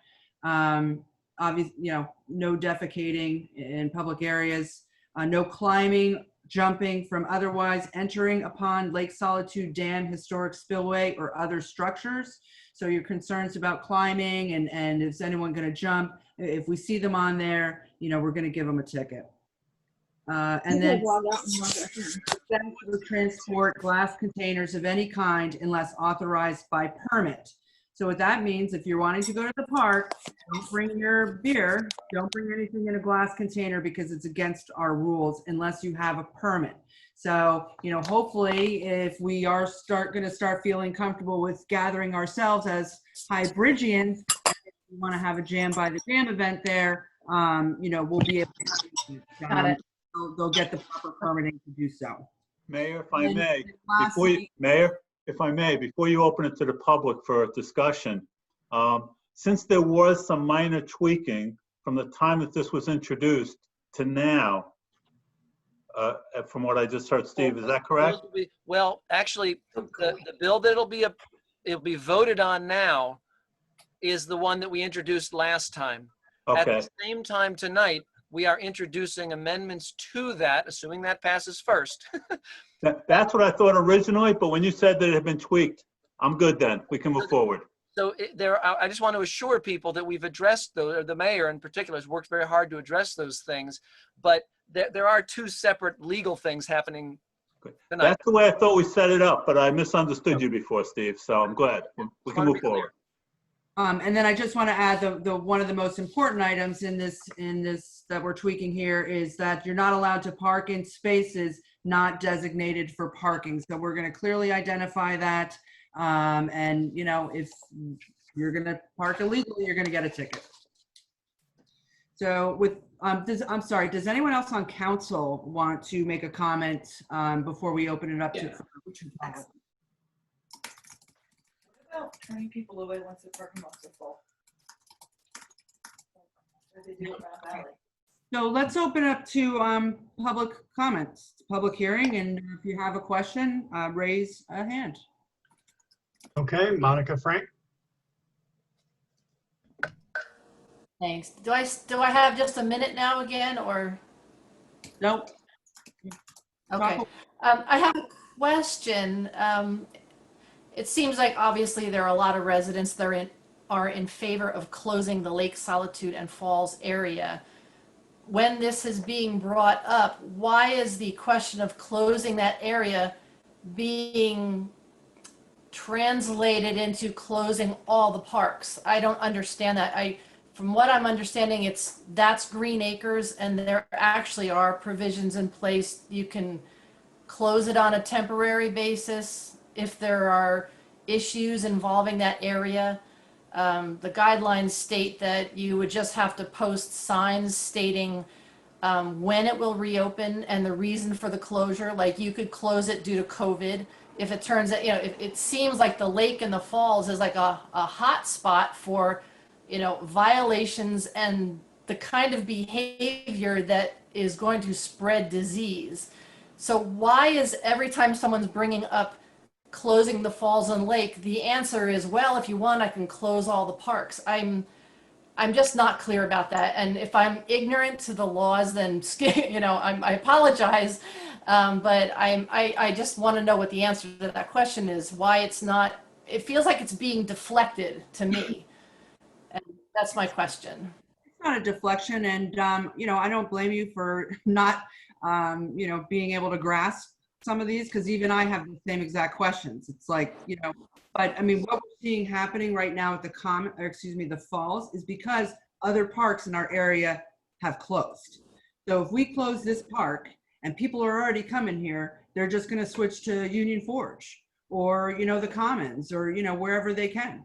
I don't think the attraction is as big there. I think it's the waterfall that was on that TikTok video that everybody's so, desiring to go to right now. And yeah, I'm sorry, I didn't mean to cut you off. I just wasn't sure if I could say anything else.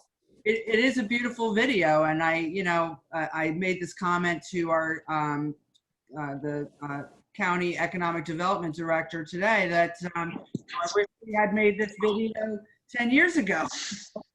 It really, it's fascinating that it spread so quickly. But I don't think we can be selective, and maybe Barry or Chief Bartman can provide additional clarification here, but I don't think we can be selective one park over the others. Well, and even if we have the opportunity legally to close one portion of our lands and not the others, the river runs through the whole town. And if someone's here, they may go to Union Forge and walk through the trees to the river, or go to I think practically, if not legally, as you're saying, trying to do one and not the other. If they're here, they're going to find another place or try to. And then there's other issues to deal with. And so, practically speaking, it may not be advisable to try to do one and not the other. Yeah, and I'll just add, just give us a little bit of time, because we have a lot of really great procedures in place for this weekend. And, we're going to be working overtime, not costing anybody any more money, and well, at least I hope not, to make sure that, everyone grows a little bit more comfortable with where we are currently. And if that doesn't work, Monica, then we try something else.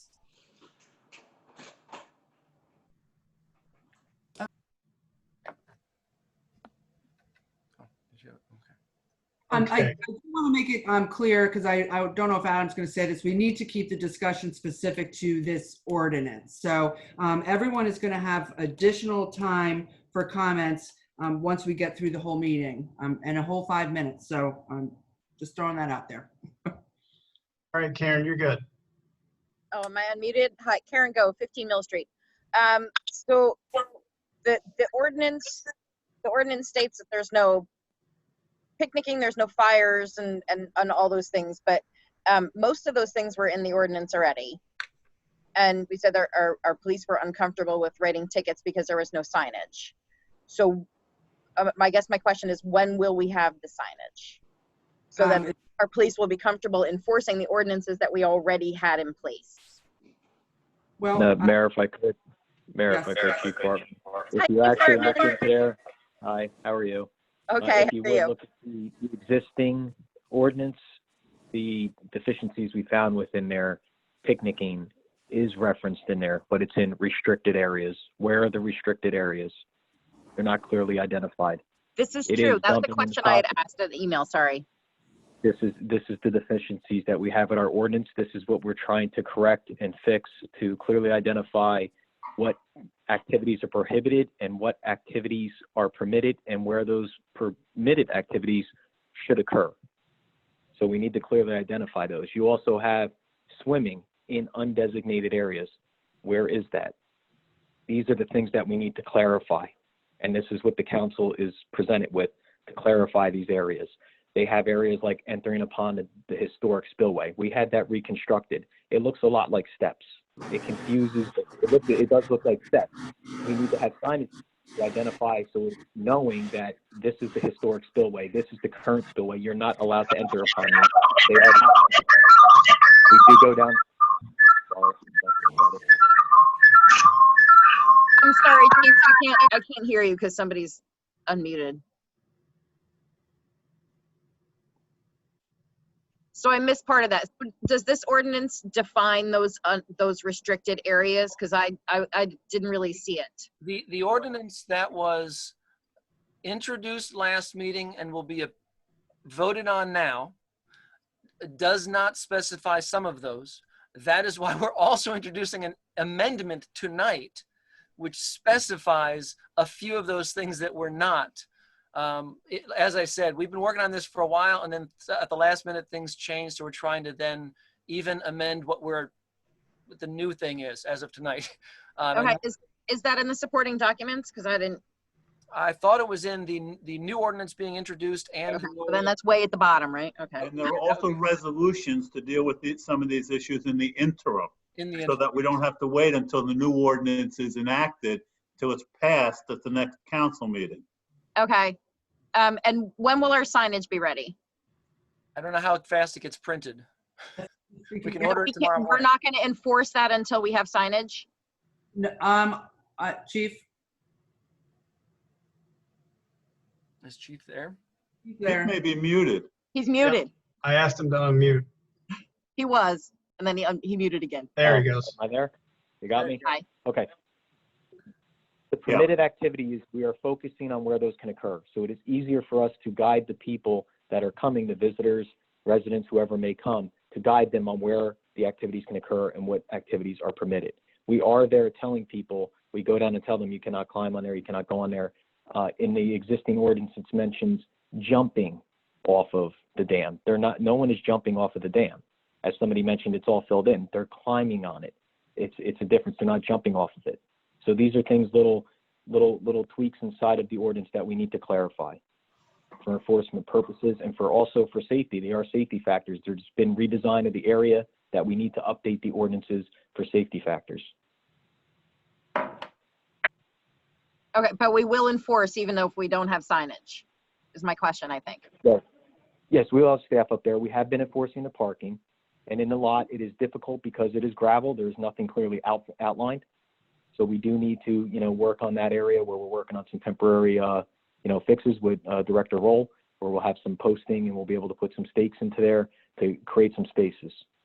And I don't know if it's right to jump into the kind of the parking topic or if I should wait for later, Mayor. No, dive in. Okay. So the idea behind the parking is I understand that the residential neighborhoods become inundated with overflow from the lot. The lot is very small. Everybody is aware of that. So the idea is to focus the parking to other areas, which we have chosen Union Forge Park as a solution. We're bringing into another park that we have parking and using paths to keep people off of the road. Some of the other concerns is families with children walking on the roadways, treacherous roadways, keeping them off of those areas and keeping them in safe locations. So we've chosen that'll help to try and bring people out of the residential neighborhoods. The parking that's in the residential neighborhoods is legal parking. It's no different with any visitor, whether it's your visitor or somebody else's visitor. It is all legal parking in there. So that's where we have to try to refocus the parking, and that has been one of the concerns. And some of the other ordinances, putting rubbish or trash in proper receptacles. There was not enough receptacles down there. So we've added garbage cans. So we are working on the issues, and a lot of the updates are addressing some of the concerns that are occurring and the safety issues as well. Thank you, Chief. Okay. All right. iPhone. All right. It's my turn? Yes. Yeah. All right. Chris Edsel on Mine Road. And I just wanted to quickly address some of the issues with the Lake Solitude. Inmate return offender, that's what they call an offender. Oh, someone else is talking over. Is that people are not only coming to that side and Lake Solitude, Solitude Village, and Union Forge Park, but they're also coming to the other side on Mine Road and actually driving down, parking in people's driveways, looking for the trail and a back way to get to the falls when the parking lot is full. We've also been down there several times to the falls and helped pick up trash. And there are, you know, more receptacles now and the porta potties. However, we were just down there and watched someone urinate on the side of the porta potty instead of in it. And it wasn't even occupied. So I'm not really sure how much putting extra signage or porta potties or garbage receptacles is going to do if we're not actively enforcing it. I understand that not having the signage and designated which areas are okay for what may be an issue, but kind of the first job of policing has to be that passing of that information and informing people that, hey, that's the area that you happen to be in, that this is not allowed, and move, which it sounds like, as what Chief Bartman was saying, is that they've been doing that. But people that are not doing what they're supposed to be doing need to be ticketed proactively, because they're throwing garbage on the ground, which is already a ticketable offense. It's littering. It can be ticketed, and we need to be proactive about doing that, because then we don't have to close the park. People can use it if they respect it. And if they're ticketed for throwing trash, they might not want to come back. But that's kind of the breaks. That keeps it, there for the residents to enjoy, and for other people that are going to respect it to enjoy. And I mean, further, I know that, Mayor, you've talked about, tourism, and you want to bring tourism to the community, which is great, but you have to first have a tourism infrastructure. And Highbridge really does not have that. I mean, tourism.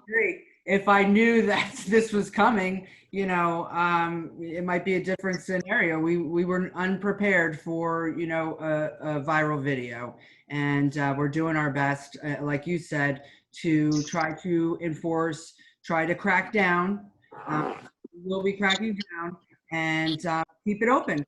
I want to keep the park open. I want to keep all of our parks open, but I do want people to feel safe to use them. So that's ultimately the goal in all of this. Yeah, I also just want to say that in Hunterdon County, there are other parks that have shut down for similar influxes. I mean, granted, the Lake Solitude one is kind of exacerbated by this viral TikTok video. But I really don't feel like it has to be in all parks or no parks,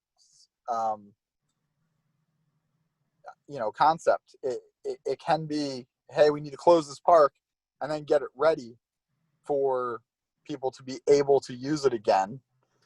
And if, extra signage is needed, we need to move with that and, get that, if we do have to close it, expedite that process and get it reopened as soon as possible. TikTok diddly voter out. Okay. It's just so rude. All of us, myself and council, sit up here with our real names, and we have, real things to say, and we volunteer. So, you have the opportunity to vote me out, no doubt. I'm not sure you'll find anyone to willingly step into this role, but it's certainly your right. That's going to be on the table the end of 2022. Right now, I'm just doing everything I can to keep everyone safe and keep our parks open. Okay, next we have Pat Bielcheck.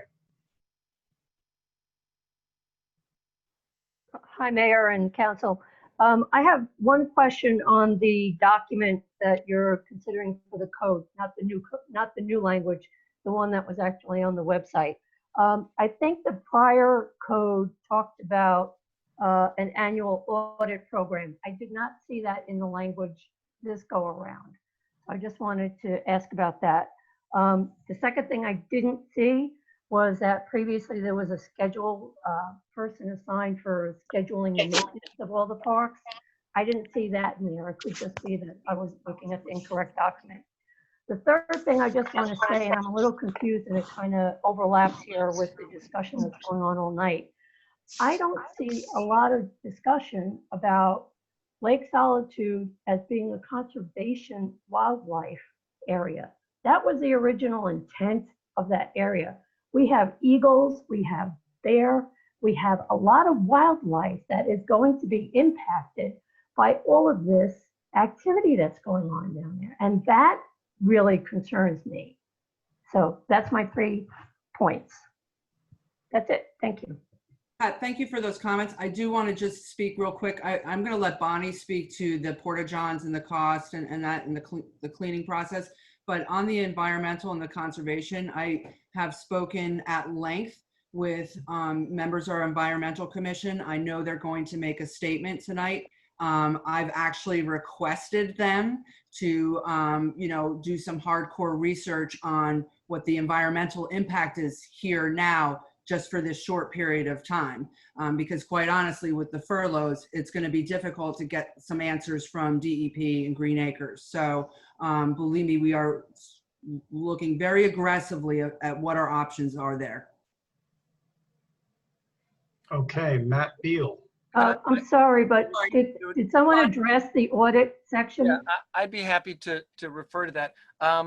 One of the reasons we've been updating a lot of our ordinances regarding the various committees is because some of the structural aspects of how things like money are handled have changed a bit.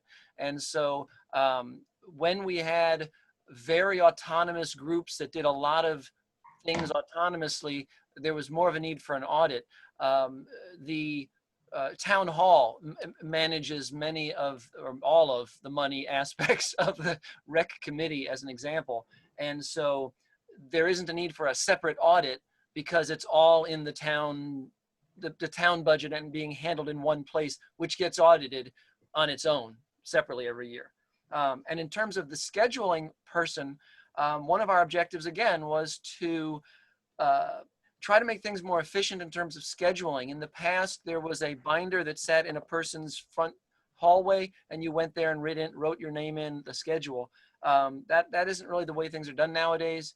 And so the scheduling person will be the clerk and other designees within town hall, so that the person is always there at town hall to address scheduling of the various fields and other services and amenities, et cetera.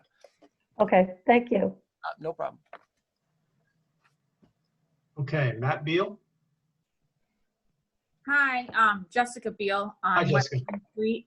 I had a question. If the change in the ordinance and the signage doesn't work, would you consider closing the parks for a weekend, a week, something to maybe possibly deter people? I understand you want to try the signage first, but if that doesn't work, is there a backup? Yep, that's the backup. We're gonna look and see if we can close the park for a short period of time. I mean, we are fully prepared to make any and all adjustments from here. I mean, we also are keeping an eye on what's happening throughout the rest of the county and the state. Right now, I mean, we're struggling to keep it open. I'll put it that way.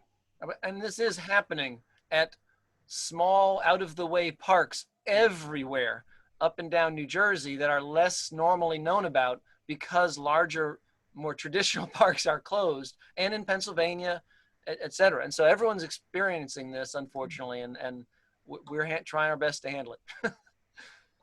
I appreciate that, and I understand. I just wanted to make sure that it's not out of the question to close it if it comes to that, and if the signage doesn't work.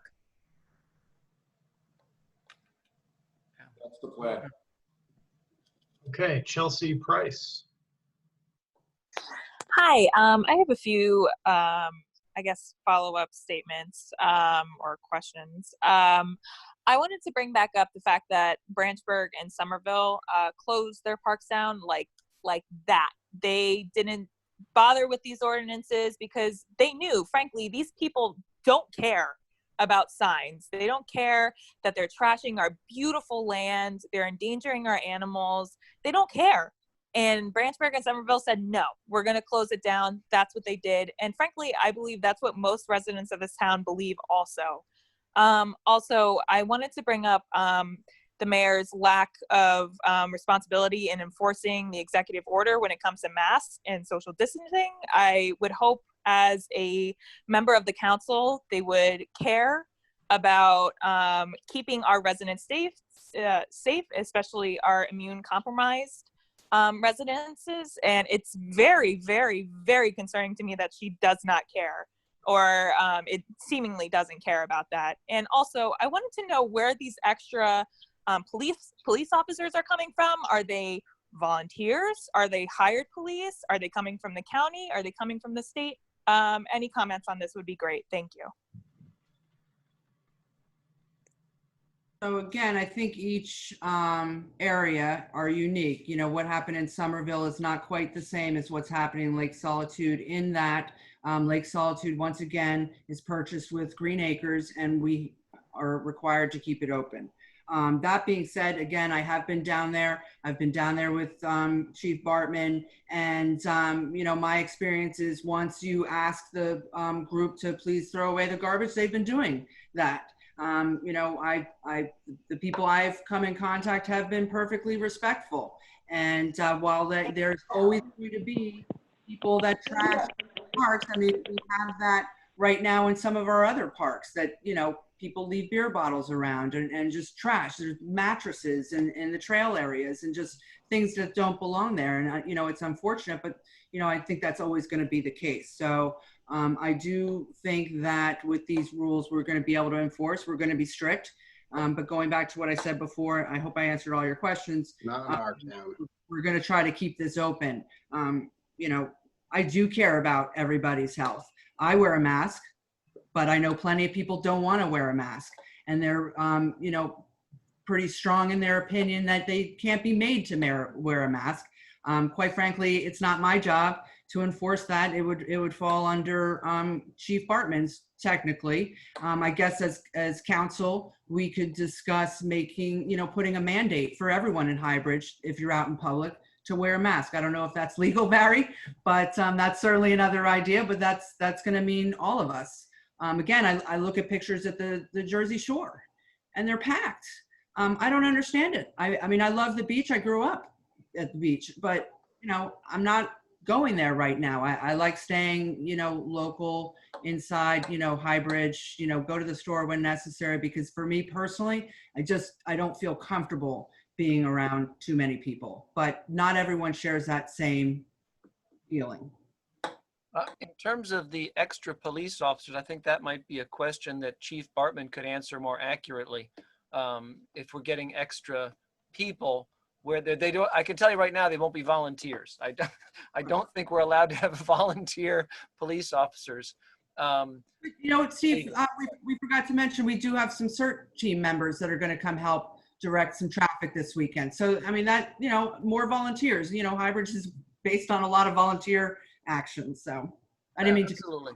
No, that's fine. But in terms of specifically police officers, I certainly can't address the details of where and how people are, you know, paid to do something. So but Chief Bartman might be able to, someone could, if he's willing to speak now, he could maybe share some information. Yeah, it's our own staff. It's our own officers.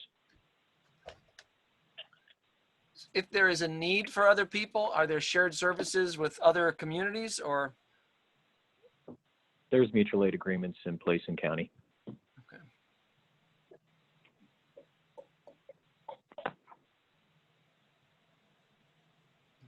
Keith, is the plan to have officers down near Solitude all day over the weekend?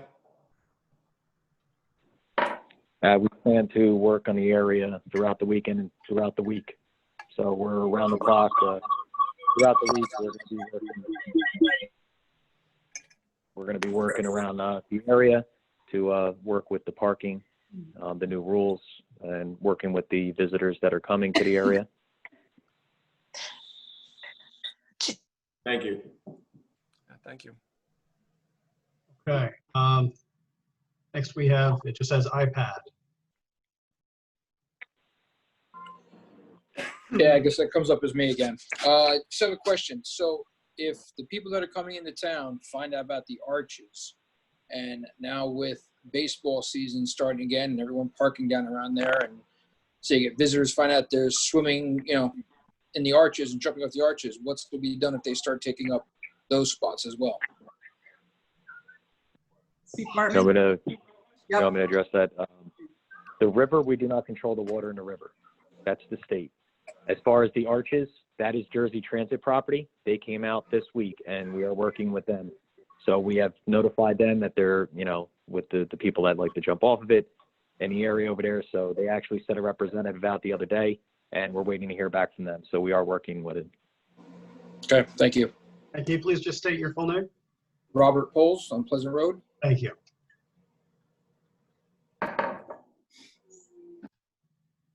Okay. Brendan Cogg.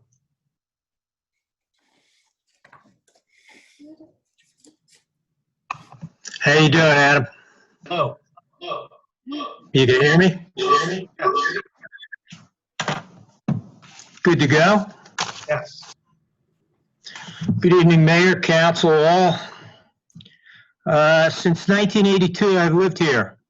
I had Chief Lacey come down into the woods. You had to find the falls back then. Look to arrest my children and me. We had it right away since I had just purchased a new home in Solitude Village. And he'd probably turn over in his grave if he ever saw what was going on these days down there at the lake. It's totally out of control down there. And it's been that way since March. It's been growing. We put hash marks out there on the dam. I was part of council back in the day, back in 2010. I don't know that everything should always stay the same. I'm looking at the expense of cutting the grass there. I'm looking at the expenses of cleaning up after people. I hear we have wonderful volunteers. That's great. We had wonderful volunteers at 9/11 on the junk pile over there. They chased them. The volunteers weren't wanted. The first responders all ended up with lung-related problems. We have a similar situation here where these folks are picking up garbage, exposing themselves to COVID and possibly long-term health issues. I don't know that you really want to welcome volunteers. With that being said, I look at the water quality. For a number of years, we had Mine Road, we had sewage problems, septic problems over there that were unbelievable. So we have septic that drains from Mine Road into Solitude Lake. I would posit whether or not the water quality there is good, as well as septic all the way up to Califon and beyond, as well as the geese, and the geese are also over in Spruce Run, quite possibly bringing the algae over there to Solitude Swamp, all right? We can't call it a lake, it's more a swamp. It's only 2 to 3 inches deep in some spots, and it's not without its challenges. Fish and game. We have Ken Lockwood Gorge now closed due to furloughs. Dr. Coughlin, Yes, I'm sorry to do this, but could you address the ordinance this is a public hearing on the ordinance? Yes, sir. If you could focus your comments on the ordinance, it would be appreciated. I understand you want to change several things in the ordinance, and I'd be curious as to how you would do that with a right-of-way that Union Forge owns. They pay the insurance on that right-of-way. Has permission been sought from them? And if you were to take that over from them, let's say, how long will that take? I mean, you want to change these ordinances, but yet you really don't have a legal right-of-way through there to facilitate these crowds that are going to be record-breaking probably this weekend, as all these other areas are closed, and this is the only respite for them to come to. So Dr. Coughlin, I am happy to report that I met with the gentleman of the Union Forge Heritage Association along with Custom Alloy the other day, and we came to an agreement to gain access to the Greenway, and that includes taking over that insurance policy for that area. And I really think that the concerted effort between Highbridge, Custom Alloy, and the Union Forge Heritage Association is something that we're lucky to have right now. And I am really excited to have them on board. Well, I can't see that happening on a verbal, Mayor. I see that as at least a protracted period of a couple of weeks to get to. You're looking for answers from Fish and Game, DEP. Furloughs. We've had the CWA step up and shake hands with the governor, and they state that there'll be no layoffs until December of 2021. I'm on the other side of that. I'm a bean counter. I'm a treasury agent. I recently volunteered to go to unemployment, and there's several of us that didn't get furloughed, although revenue generating, went over to help out unemployment. Now, I would posit that furloughs are big money. Layoffs get the bottom people, and they're the last people in, first people out. Furloughs are big money. Now, you're not going to be able to get contact with Fish and Game, DEP, EPA going forward because you're going to have continued furloughs more than likely, given the fiscal constraints that are on the state. So you have to come up with hard, fast answers, assuming that you're not going to get answers out of them. You're placing expenses on the residents in this town. I would say that to cut the grass or to put picnic areas on Dr. Coughlin, I'm sorry to cut you off again, but if you could address the ordinance, because this is a hearing on the ordinance. And again, the ordinance is opening up undue expenses on the entire community here. I don't think the expenses. We have porta potties that are insufficient for the 400 people that were there the other day. I was there 3 times during the day. I was there for the 4th of July. I have photos. I've been walking that every day since March and since '82. I've really seen some unspeakable acts going on there. It's out of control, and it's not TikTok. It's been building word of mouth, the same cars, the same people. You're talking about GPS that doesn't work on River Road. They ask me in Farsi, they ask me in Spanish, all kinds of language. The folks don't know where they're going. They're lost. And our signage there is inadequate. So, you know, your signage also is not available this weekend. This weekend's going to be a huge crush of people, and I don't see how you can go across the bridge with your new ordinances or anything until you have it in writing and you take that over. That'll take time. You're in a position where you have to close these things. Well, I think one thing I want to address there is that the Union Forge Heritage Association does not own that trail. Custom Alloy owns the trail and has granted UFHA an easement specifically for maintaining a public path open to the public. That's the only thing they're allowed to do on it. And if they cease to allow that, they violated their easement. It's not an ownership. They've been allowed to do that. And it's being used as a public path. And so that really isn't something for which we need lots of legal work to do. They can also close it. They're entitled to. Then they're not opening They're entitled to close it. Violating their easement. No, the easement allows them to close it to maintain possession. They're forced to close it. It's Custom Alloys property, like I mentioned. We're going to work together to make sure that we not only can keep it open, but also keep it well maintained, that there's not going to be any vandalism back there, and that we can draw attention to the historical aspect of the Greenway Trail leading up to Solitude. You got Solitude House right there. You have the annex. And again, while it's certainly not ideal to try to put all this together in 2 weeks, it certainly is an opportunity in the long term. Now, I'm talking beyond COVID, so I don't know when that is. I am trying to stay positive. It's very difficult, and I think everyone can agree. It's very difficult to make plans for anything right now. So why have we closed Solitude? Excuse me, Dr. Coughlin, if there's any way we can get signs this weekend, they will be there. We're just doing the best we can. Okay, why did we close Solitude? Solitude House Road's closed. What? The Lake Solitude House is closed. Mayor, if I may.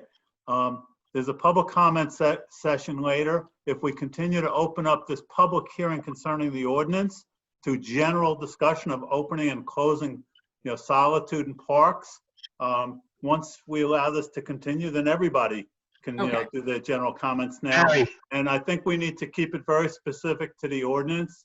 I've certainly tried not to interrupt Dr. Coughlin too much because I know how passionate he really is. Because I know Dr. Coughlin a long time. But I think that for the orderly progression of the meeting and all the people, we have 152 people still in this meeting. I think that we need to limit the discussion to this ordinance and let people then deal with the general comments during public comment session. Harry, with all due respect, I appreciate your comments. However, I did call in, and when you call in, you're not recognized. You have to be on the internet with Zoom. You shut me off earlier for my 1 minute of fame, and this is what you get. All right. That's not accurate because Adam was actually identifying people who called He in. did. Yeah. He did off the internet, off of Zoom, but I called in and I was not recognized and was unable to be recognized, as well as Dr. Coughlin, we're going to have additional public comments as soon as we can get through this section of the agenda and the introduction of ordinance we have to go through as well. I'll be there. Thank you very much.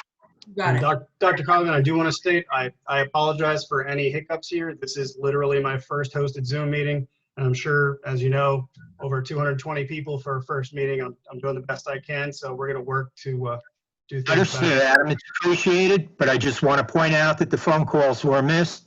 You can address that in the future. It's a learning curve. I'm good with it. Thank you. Thank you, Adam. I'm going to make sure that we unmute them for all their public hearings. Thank you. All right.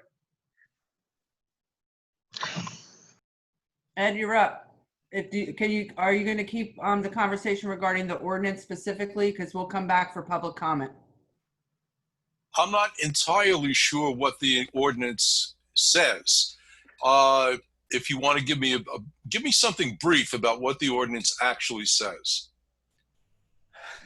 Well, it's laying forth the rules about all of our park areas. It's being very specific about the park areas, about parking, about the fines. Okay, that's it, ma'am. That's all I want to make sure that I'm that I'm addressing this correctly. I'd like to speak to Chief Bartman if he's on.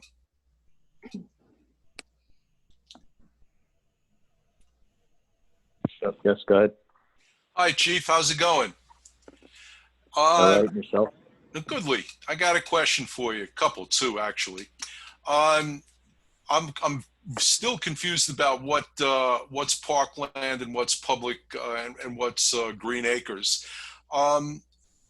If I understand what Michelle is saying is that green acres always becomes parkland. Is that correct? The designation of the green acres and parkland is not something that is determined by me. The ordinances we go by are what is on our open spaces, and the town decides what that goes by.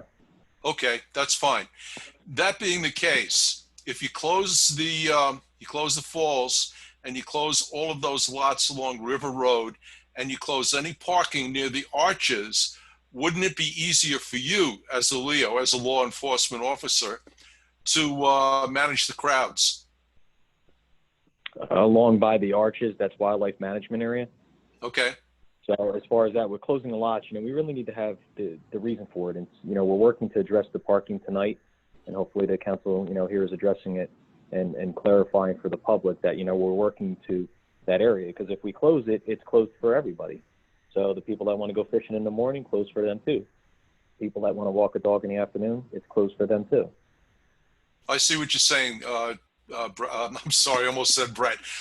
Chief Bartman, I appreciate your time on that.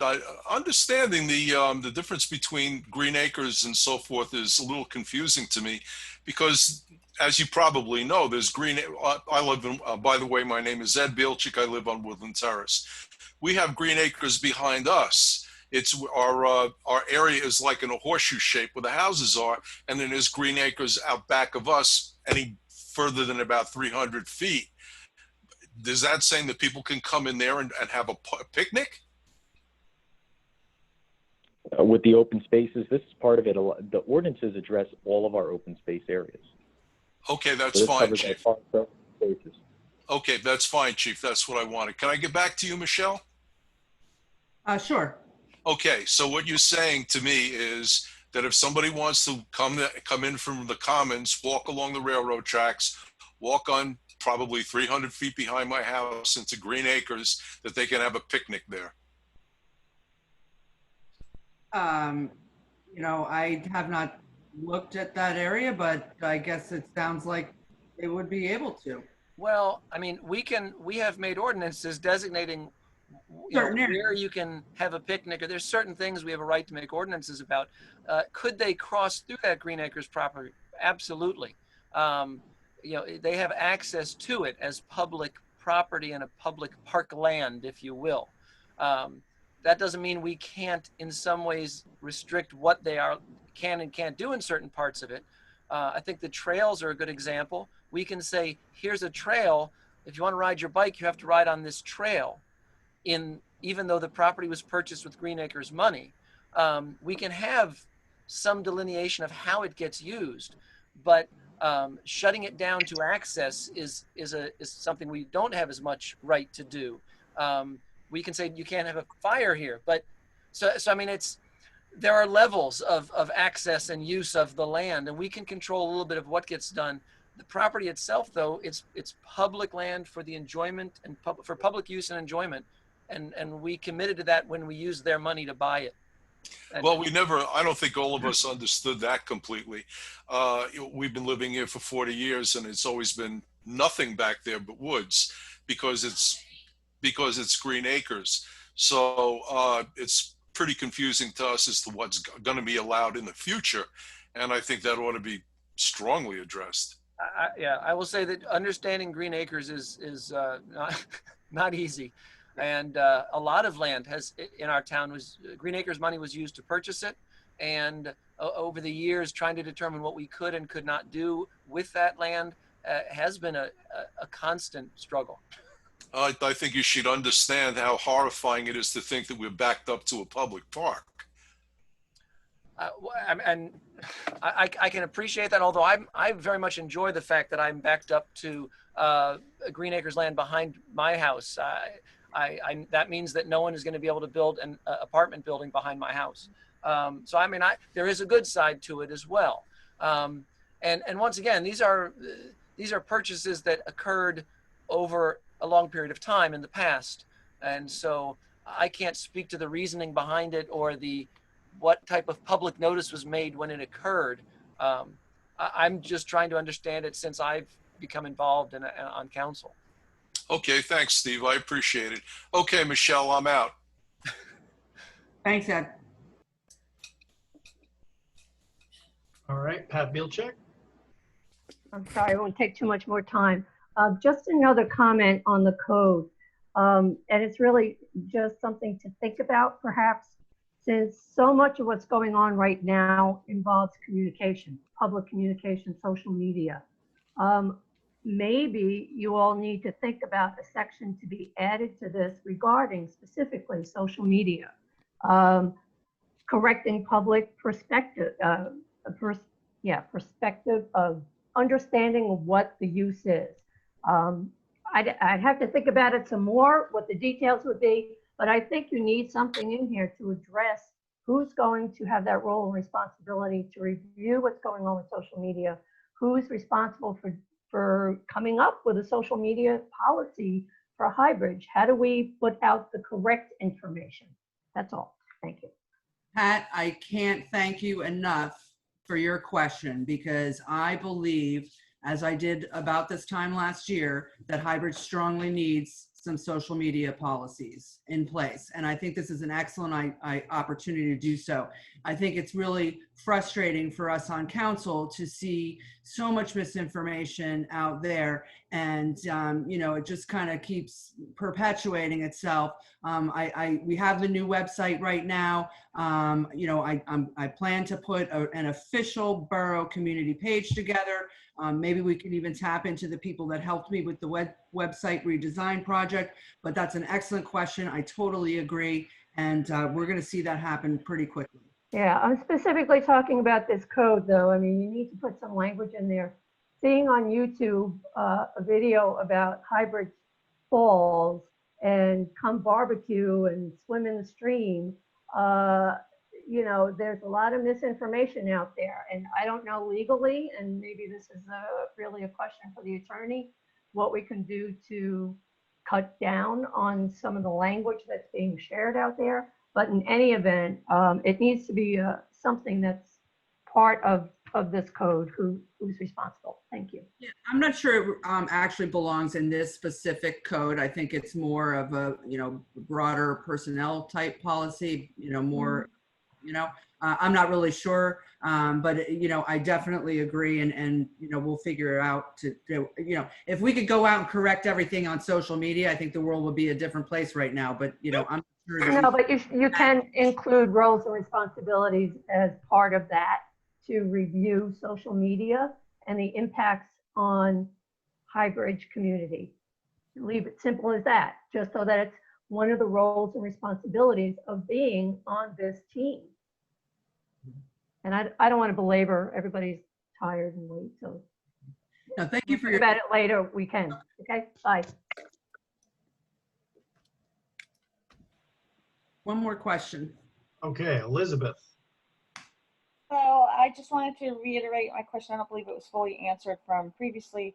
If we move the parking down by the Tisco area, a concern is that the groups will grow because that area is bigger, or they will just move downstream, quote unquote, to the rest of the river. And if we don't have enough people to police up at the falls, how are we going to do that in both areas? And how is that going to be addressed? Is it a concern for other people that this might happen and that the groups might just get bigger? Yeah, that's a concern. We have to just monitor things as we go along. If we find out this weekend there's twice as many people coming to the area, well, then we need to, talk again and regroup. Just trying to get through this meeting at this particular time and the issues at hand, which is trying to get things in place for this weekend that we can enforce and seeing what will work and what won't work. As I mentioned before, if it comes down to having to close parks, then that's what we're going to have to do. I don't want to, I think that's going to be, and I'm on a number of calls where they want to have, a regionalized approach to opening restaurants and opening parks. And I continue to believe that doesn't work, because what we're seeing, even though our numbers are low in this area, they're not in other areas. And those areas have more restrictions on their parks and open spaces. So we're seeing them come out here. I don't blame them. I would want, when restaurants open in Pennsylvania, I was scrambling to find where we could go to eat out. And to add to that, also, like you're saying, Somerville and Branchburg are closing their parks, which will also might push people to a further up here. I don't know all the details, but I know on Somerville, I think they only closed for a short period of time for cleanup, but I'm not really sure if that's what we have. We're fluid here. If we have to have a special council meeting to take action because something's not working between now and August, which is our next meeting, we're going to do it. Well, I appreciate that, and I appreciate you getting through this meeting. It's also possible that if people have to walk further through the woods, they may choose not to come. Right. Yeah, you never know. I mean, you just wouldn't have to walk further through the woods. They would just have to go to the river right across from the Tisco area. And that's another possibility. Yeah, and we don't know exactly what people might do. Okay, so to be fair, I'm going to open up all the phone lines now to make sure that we are doing that. Please bear with me. You're opening everybody? It's the only way I know if they would like to participate. That's a fair point. Okay. People that are calling in, the icon is different. Oh, I see. Harder for them to raise a hand, I think, is the concern. So all of the phone lines for callers in are now open. If anyone has any comments. There's one that's not. And Lisa Romaine, yeah.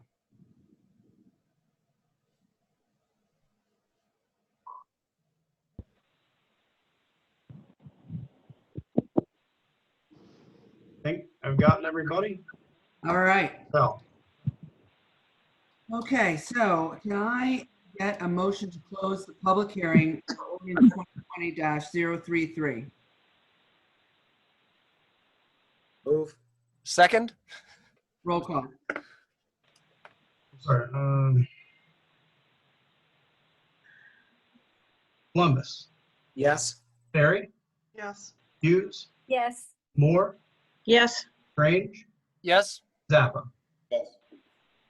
Motion to adopt ordinance 2020-033. Move. Second. Roll call.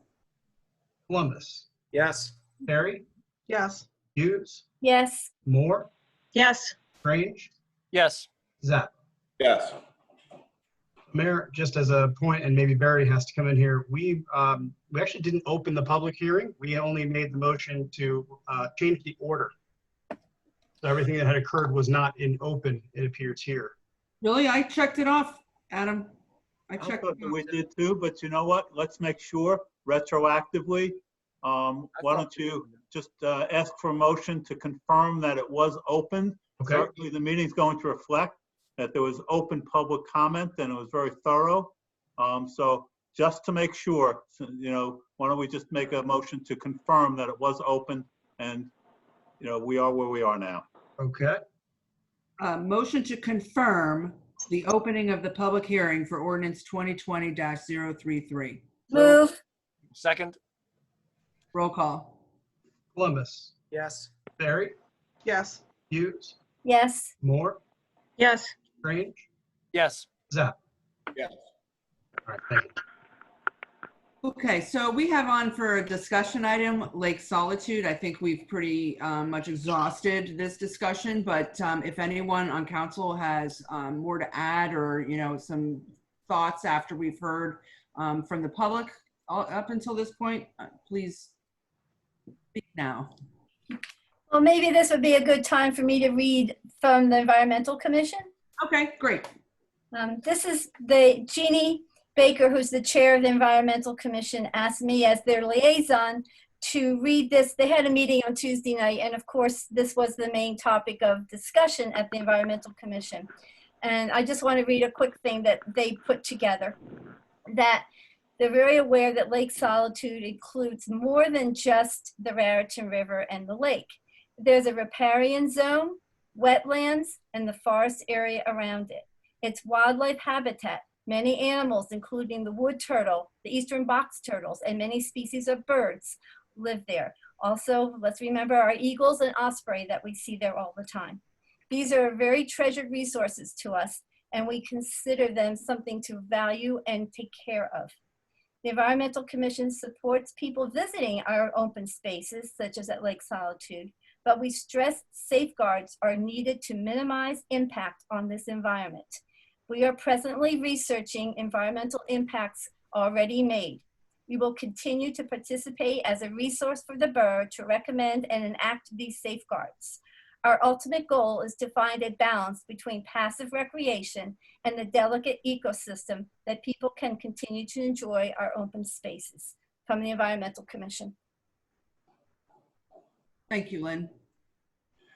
Mayor, I would just like to add something too. I'd just like to say that I understand and I agree with just about every comment that I've heard from all the residents tonight, and that it's a balancing act that we're trying to do here with the residents. If we did in fact have to close the area around Lake Solitude, and if that was even the only area that we had to close, there would be a lot of residents also that would be upset by that, okay? Because if it did close, there wouldn't be any fishing there. You couldn't go there after work on a weeknight to go fishing, okay?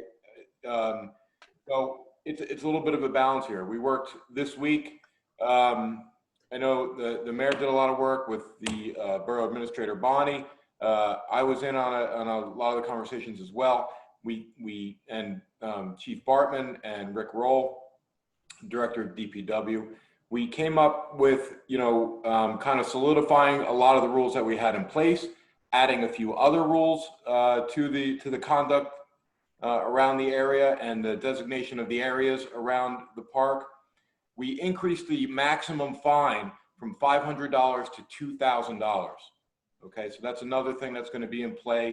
Now, Chief will be more prepared, the police department will be more prepared to handle the crowds this weekend, knowing what to expect.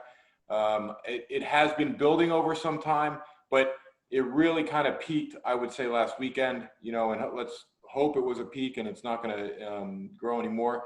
But everybody here, or I'm not going to speak for everybody on council. I know I've talked to a few council members. We are ready to take action if we need to. And as the mayor said, if things don't go well this weekend, we can have an emergency meeting to take action, further action.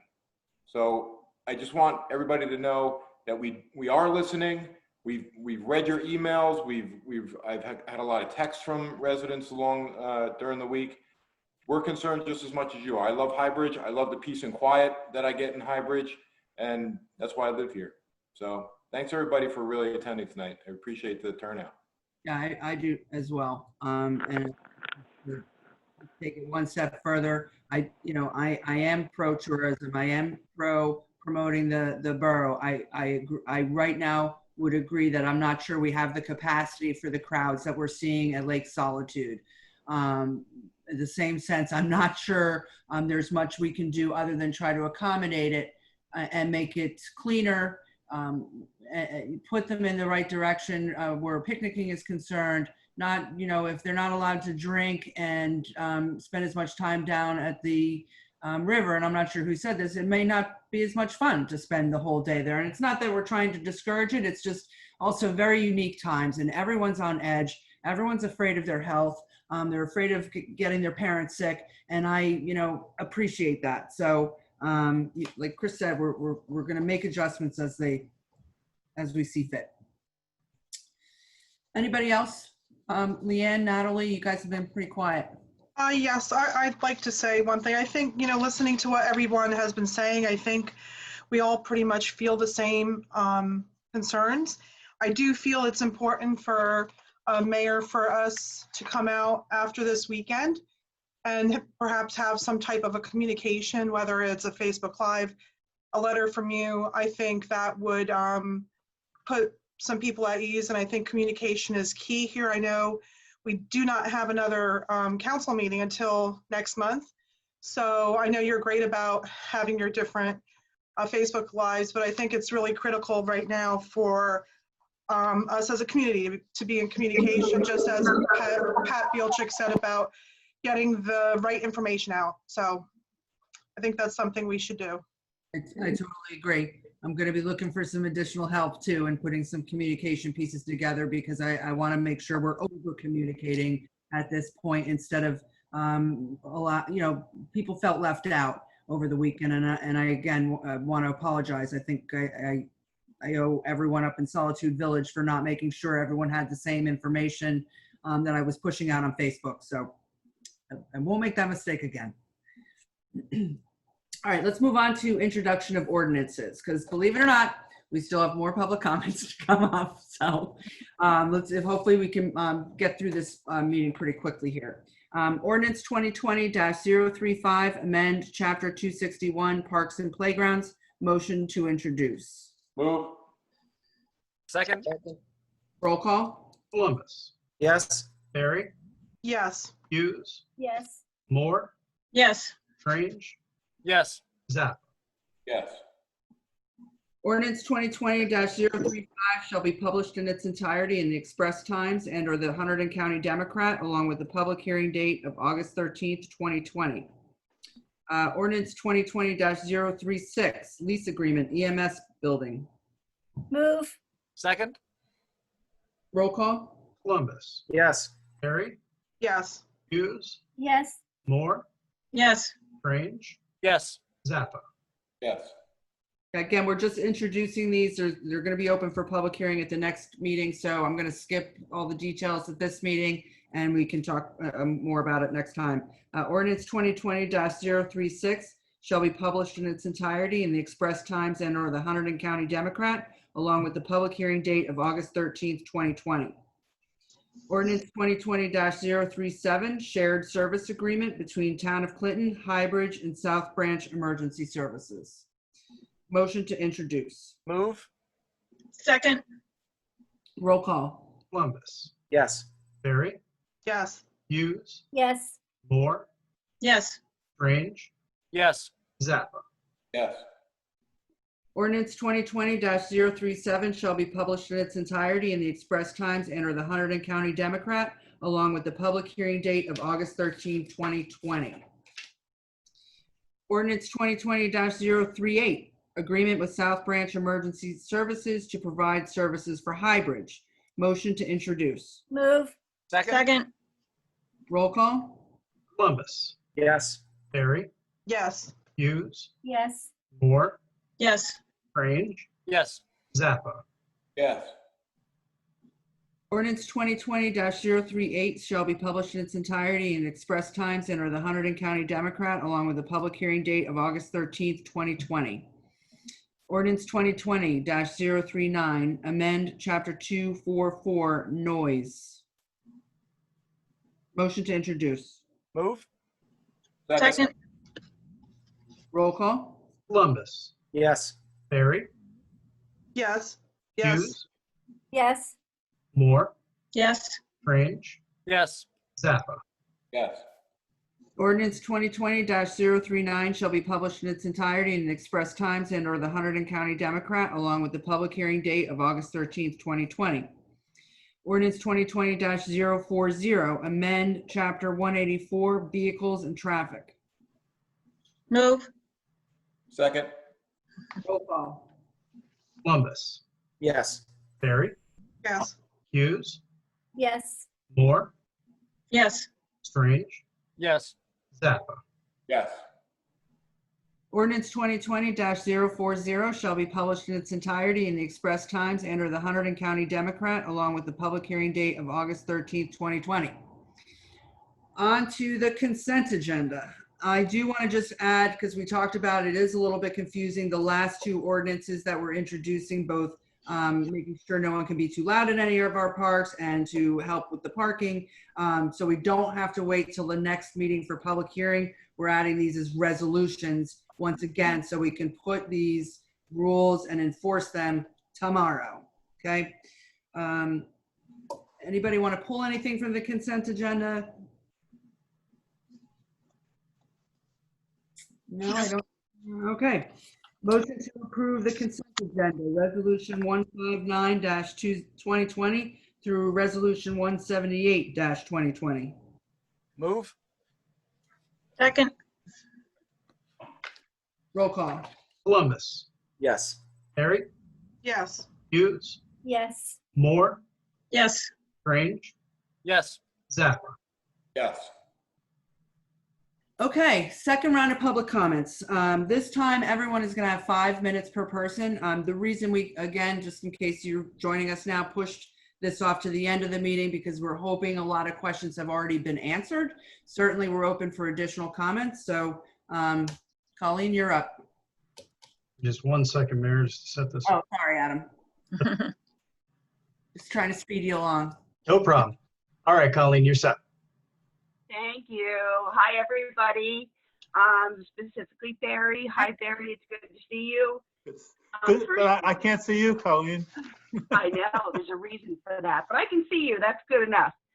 I want to take the time to thank Mayor and Council profusely for the proclamation. Sorry, I'm getting a little emotional for our 8th graders.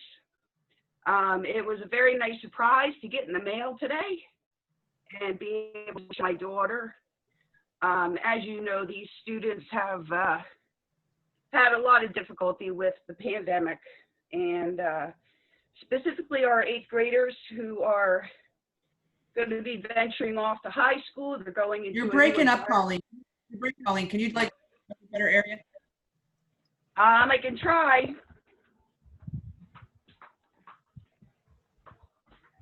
Okay, is that better? Is that better? Can you guys hear me? I hear. We're good. We're good? Yep. Good. Okay, so as you know, our 8th graders are venturing off to high school now, and they're going into a whole new environment, and we don't know how that's going to take place. So just recognizing them for what they've had to go through, I really do appreciate that as a parent. And really, that's all I wanted to say. Just a a positive comment out of all the negative comments tonight. So thank you guys very much. And I appreciate what you do. And I know you guys will make the right decisions regarding with the falls. So just keep doing what you're doing. Thanks, Colleen. Thank you. Thank you.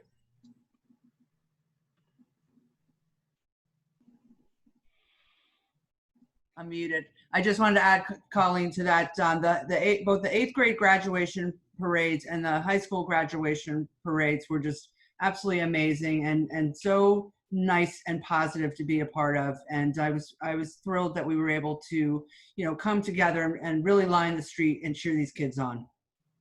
Yeah, it was a lot of fun. Yeah, it was awesome. It was really uplifting. Okay, Mayor. Yeah. I'm going to unmute the telephones here. Oh, okay. I do see one from Nicole Poco as well. So let's see if we can do the telephones, then maybe Nicole. Anybody on a call-in line have anything for 5-minute comments? Are you ready for me? I believe we are, Nicole. How about you go ahead? Hi, Nicole Poco from Scouts, and also I live on East Main Street.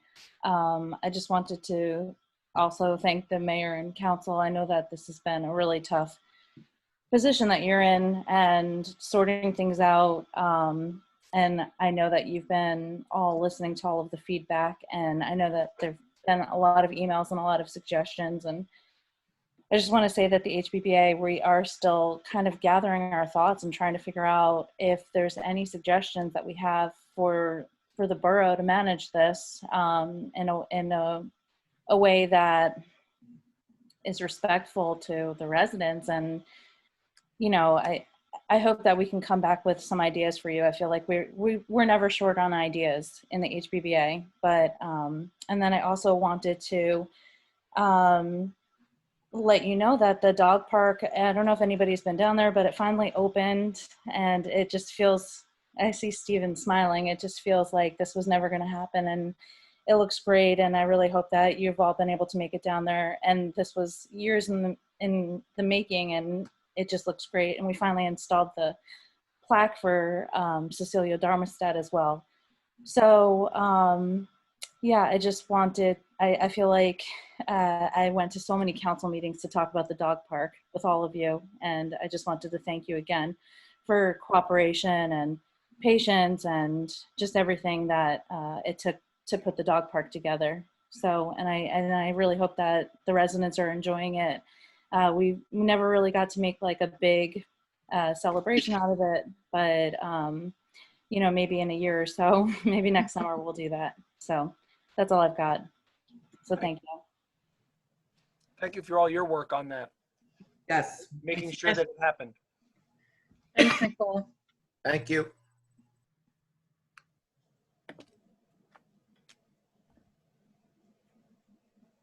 Okay, Dr. Coughlin. Yes, I'd like to know, we shut down a concert recently, I understand, Mayor. Is that correct? That is correct. And the reason for that? Because we couldn't ensure that we could maintain proper social distancing among the people within the park. That we Which park would that be? Commons. Commons. Couldn't we have moved that down onto the football or soccer field? We did talk about that. The people that were organizing it felt that the Commons was the best location. Additionally, to move it down to Union Forge, we would have had all the exact same concerns at the Commons with probably 2 or 3 times as many people. So, I know it wasn't, believe me, I wanted to have that concert. I know we tried to get it done right up until the last minute, and I just, I'm confused. So most of the local residents, we would have had 3 times that amount if we moved it to the football or the soccer field? Well, potentially it would be open to the public, right? It was pretty heavily advertised online. People were planning to come down from Washington. And how many people would we be looking at the event at the Commons? Well, I have no idea. So we canceled it not knowing, and here we are, we're entertaining mainly a diverse bunch from anywhere in the country, anywhere in the world. We have people coming from out of state. I've seen plates from Alabama, Utah, Pennsylvania, New York taxi plates. But yet we embrace that, but mainly for the residents for an evening concert, we shut them down. I'm trying to wrap my head around that. Well, one is an open space and a park that's public, and the other is an event that we were, trying to pull together as a, something for the people to do. And I just didn't think it was something that, as a borough, as the mayor of this borough, that we could offer and also ensure everybody's safety. And that's including borough employees. Well, the borough employees are involved in either event, but I don't understand how this isn't costing money. Normally, the lake, at the most, in all the years since, like, I've been here in 1982 up to today, maybe there were 10, 15, 20 fishermen. That number's been growing with all the closures of other areas this year, word of mouth. We have far more people, and that's to strain the budget. As I said earlier, volunteers are definitely out of line. Embracing volunteers to clean up in a COVID environment is probably not one of the smarter things to do, but people can do whatever they want. I don't understand how this won't cost more money or how taxes won't go up. We haven't even seen school bills yet. In order to change the schools and the money that'll cost, I mean, we really need to look at the dam, close the dam over. We're not allowing food or drink, but yet we're talking about picnic areas. It's all over the map. I'm extremely confused by it. I think we should let the dam go back, get some trees with the environmental committee, let it go back to nature. Why spend time cutting it? Why for the next 20 years do we need DPW to maintain that and clean that?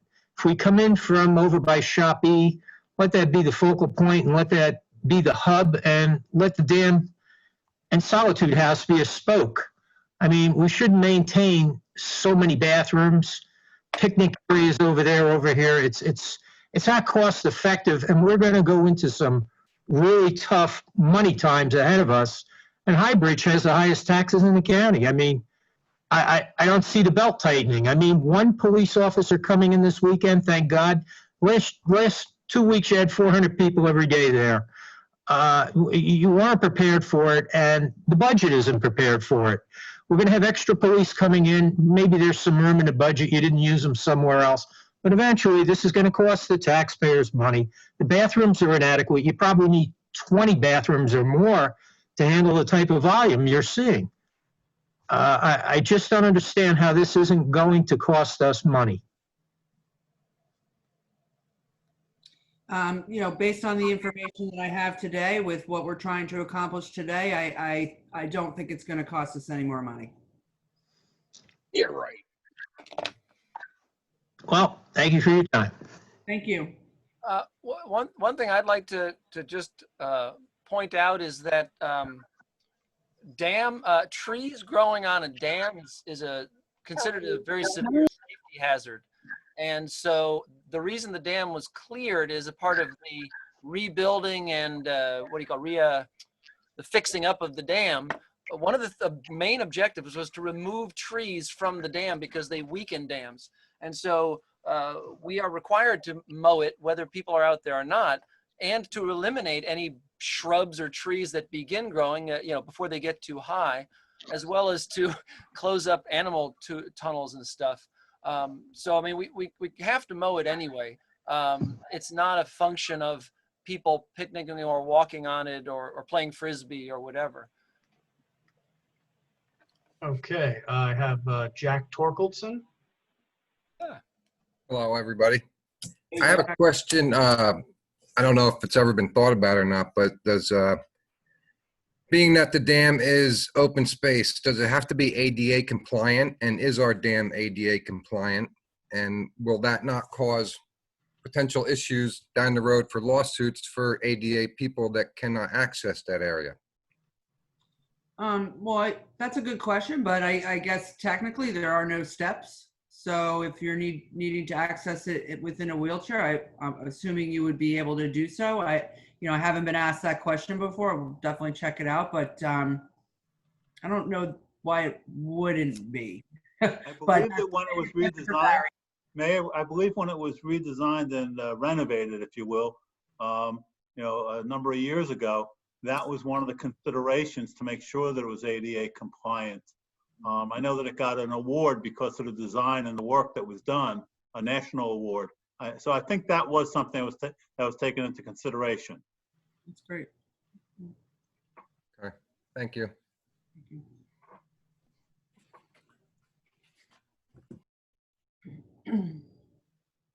Okay, Matt Fulkus.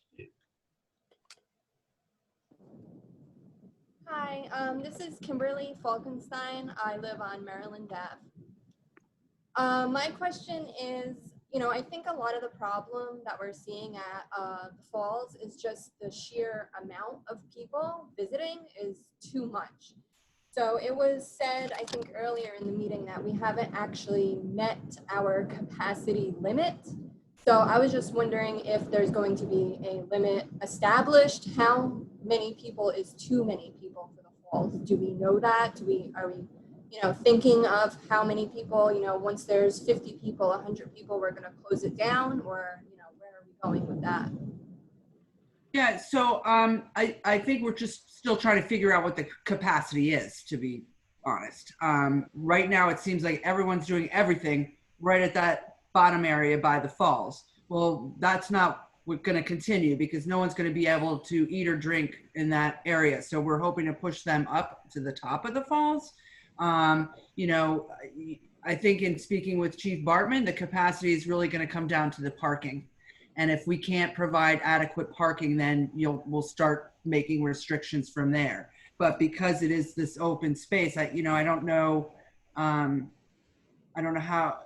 I don't really know. Maybe Chief Bartman can help me with this one because I'm not sure how we would determine the capacity based on any other way other than parking, and if it was literally filled with people. Well, I mean, there would be a square footage, I would imagine, in terms of, oh, this amount of square footage could accommodate this number of people. Is that on the top, or is that? Well, there would. I mean, I guess you could do it for both. I think just that little triangle at the bottom. I think when we were calculating for an event last year, I was concerned about that and thought, well, I wonder how much space is down there, and was surprised at how big it actually is. It's at 11 or 15,000 square feet down there, which I was not expecting. If people have been to Circa, the room to the side, the right side, not where the bar is, has a capacity of 75 people. And that's about, I don't know, 40 by 60 or something, or 30 by 50. That thing down there is like 150 to 160 feet long and 150 feet wide. Just that little triangle at the bottom. The field up top is huge, even larger. And so I don't know what the numbers would be, but that's how you would do it. You would look at the square footage and how many people per square foot, I guess. Yeah, sorry. I was just saying, it's probably a lot larger than we think. I always find that when I look at an outdoor space and then I start measuring, it always seems bigger than I realized. But that's how we would have to go about it, I think. I don't know. I just got a note to my bat phone that is actually the intent of the day tomorrow with Chief Bartman and Director Roll. So there you go. Find out, and then we'll work from there. Thank you.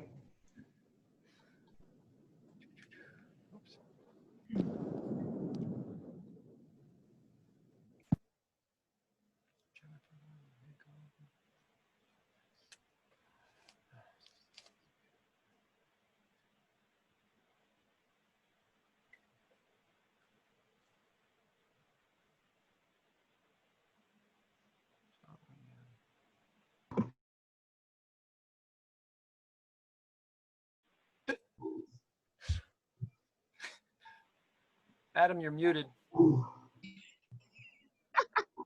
Oh, he unmuted me though. I guess my question was a follow-up, but you may have answered it because I think that for the concert, we were able to figure out the distancing capacity for the commons. Oh, okay. So if we could figure out how many people can be distanced in the commons, then we should be able to figure out how many people can be distanced at Lake Solitude. Oh, Yes. absolutely. But you already answered that because that's what Chief Department and Rick are doing tomorrow. So I don't need to be unmuted anymore. Lucky them.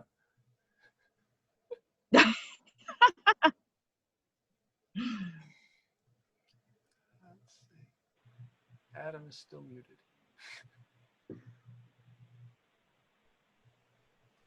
Michael S. No, it's Michelle. Oh, I'm sorry. Michelle S. I apologize. That's okay. Michelle Schwartz, 14 Thomas Street. Hi. First of all, I just want to thank Mayor and Council just for your patience and listening to everybody tonight. It's been a long night. So thank you just for your concerns and just taking actions, trying to address everyone's concerns because it is varying to some degrees. Secondly, I just would like to give a shout out to DPW. There's been a lot of little things that they've done. There was a water main break in front of my house. They stayed all day in the heat. They fixed it. They patched it. It looks great. And anytime I put yard refuse out in front of my house, they come and get it. So always timely, first thing in the morning, it's gone. It's great. For Mayor Lee, question. Do you have some kind of regular meeting with the governor, maybe to address kind of situations like this going on in town down at the dam or the spillway? Because I know the governor is very concerned about COVID increases in the state. And we do recognize that the people who are coming into town are not from the state. They're New York plates, Pennsylvania, whatever, wherever have you. We don't know what they're carrying with them as far as COVID. And if by chance this passes to residents, our numbers go up, and then we're going to get penalized for this. So it would be nice if the governor was aware that, we have kind of this issue going on. Yeah, so I don't have calls with the governor himself, but when this first started, we were having weekly calls with representatives from the governor's office, along with county elected officials and mayors from towns in all of Hunterdon, Sussex, and so that may just be it, but there might be another third county, but whatever. Now we're only doing them every other week. The mayor's office, or excuse me, the governor's office is hyper aware of these issues. And I think that's why he's been, imposing these travel restrictions from other areas. Keep in mind, they're not travel bans. We can't close our borders. We don't, and I go back to, a personal responsibility. We can't, force people into quarantine. It's requested. If you're coming in from Florida, quarantine yourself for 2 weeks, but we can't round people up at the airport and stick them into a hotel. I mean, we'd have civil rights lawsuits up the wazoo. So just this week when I was on the call with the governor's office, I reiterated my position that even though there's, plenty of mayors out there begging for indoor dining and, what have you, regionalized, that I just don't think that's the right approach. And I said that when, I'm not trying to point any fingers, but I did say that when the county was so strongly opposed to keeping the parks closed. So here we are, and it's the same thing with masks, right? We have half people saying we don't need them and they're not necessary and they're refusing to wear them, and the other people saying, you should be putting them on and we should be forcing people to wear them. And I think this is an unprecedented health emergency that is becoming more difficult to manage because there's just not enough consistency. I'll leave it at that.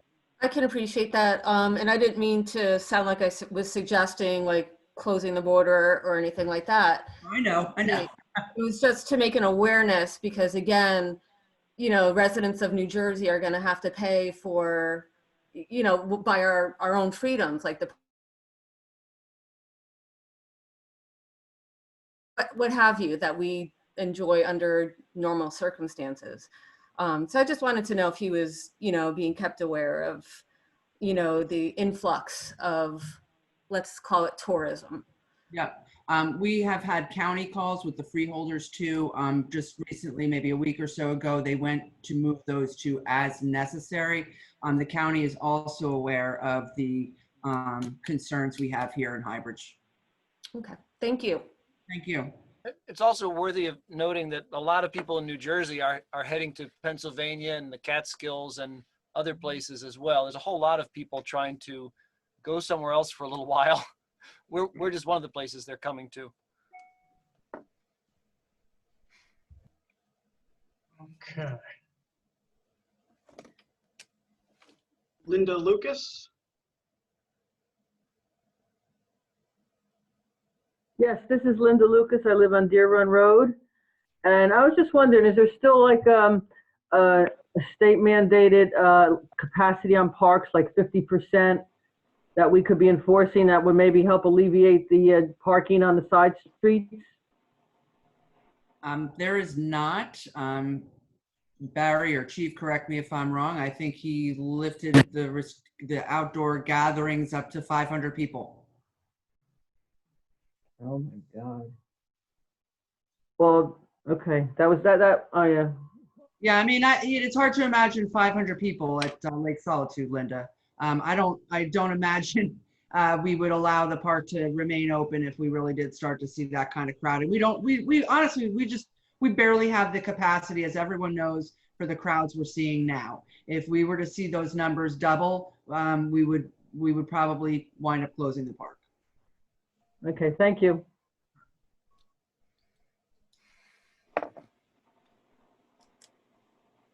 Okay.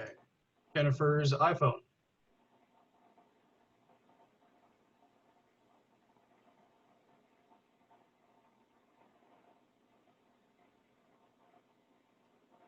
Jennifer's iPhone.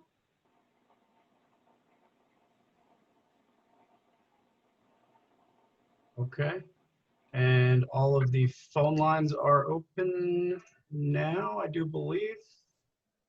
Anybody calling in?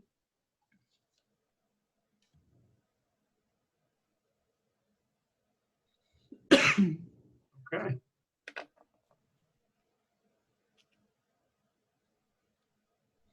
I believe that's that for now. Okay. That ends public comments. Legal issues, Barry.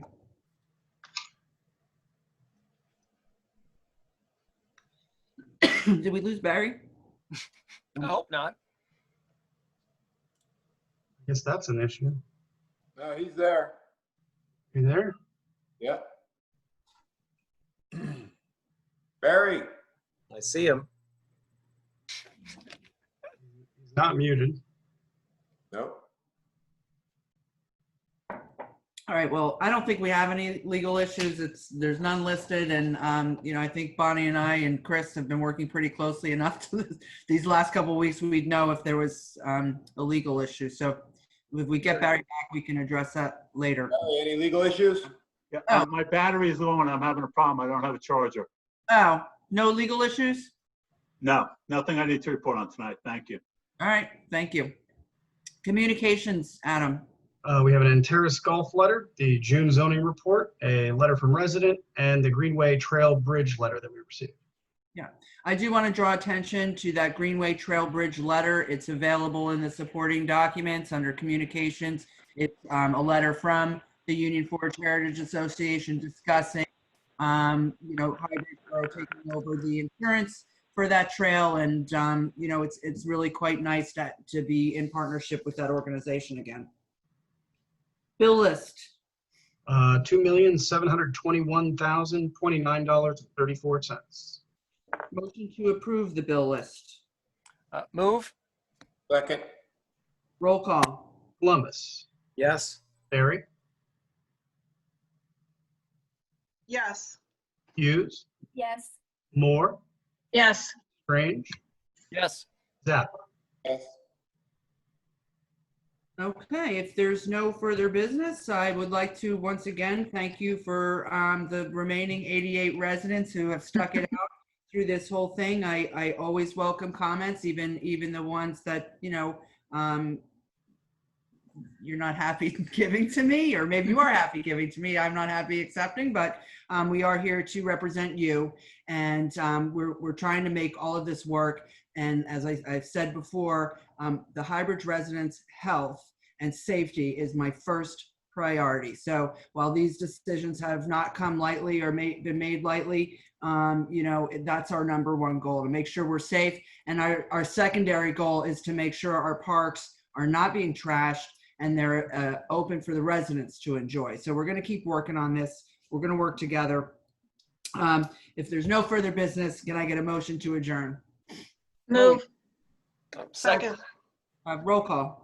Columbus, Yes. Barry, Yes. Hughes, Yes. Moore, Yes. Strange, Yes. Zappa. Yes. Okay, next council meeting, August 13th, 2020, 7:30. I'm guessing we're going to be doing this Zoom again. I like this better than WebEx. I don't know what anybody else thinks. It's fine. Yeah. I like the Zoom. Try to hold back that enthusiasm there, Chris. I'm a teacher myself. Okay, well, you guys have a good night. Everybody have a good night. Let's try and enjoy our weekends. Thank you. Stay safe. Bye. Everybody, thanks everyone for joining the call. Thank you very much.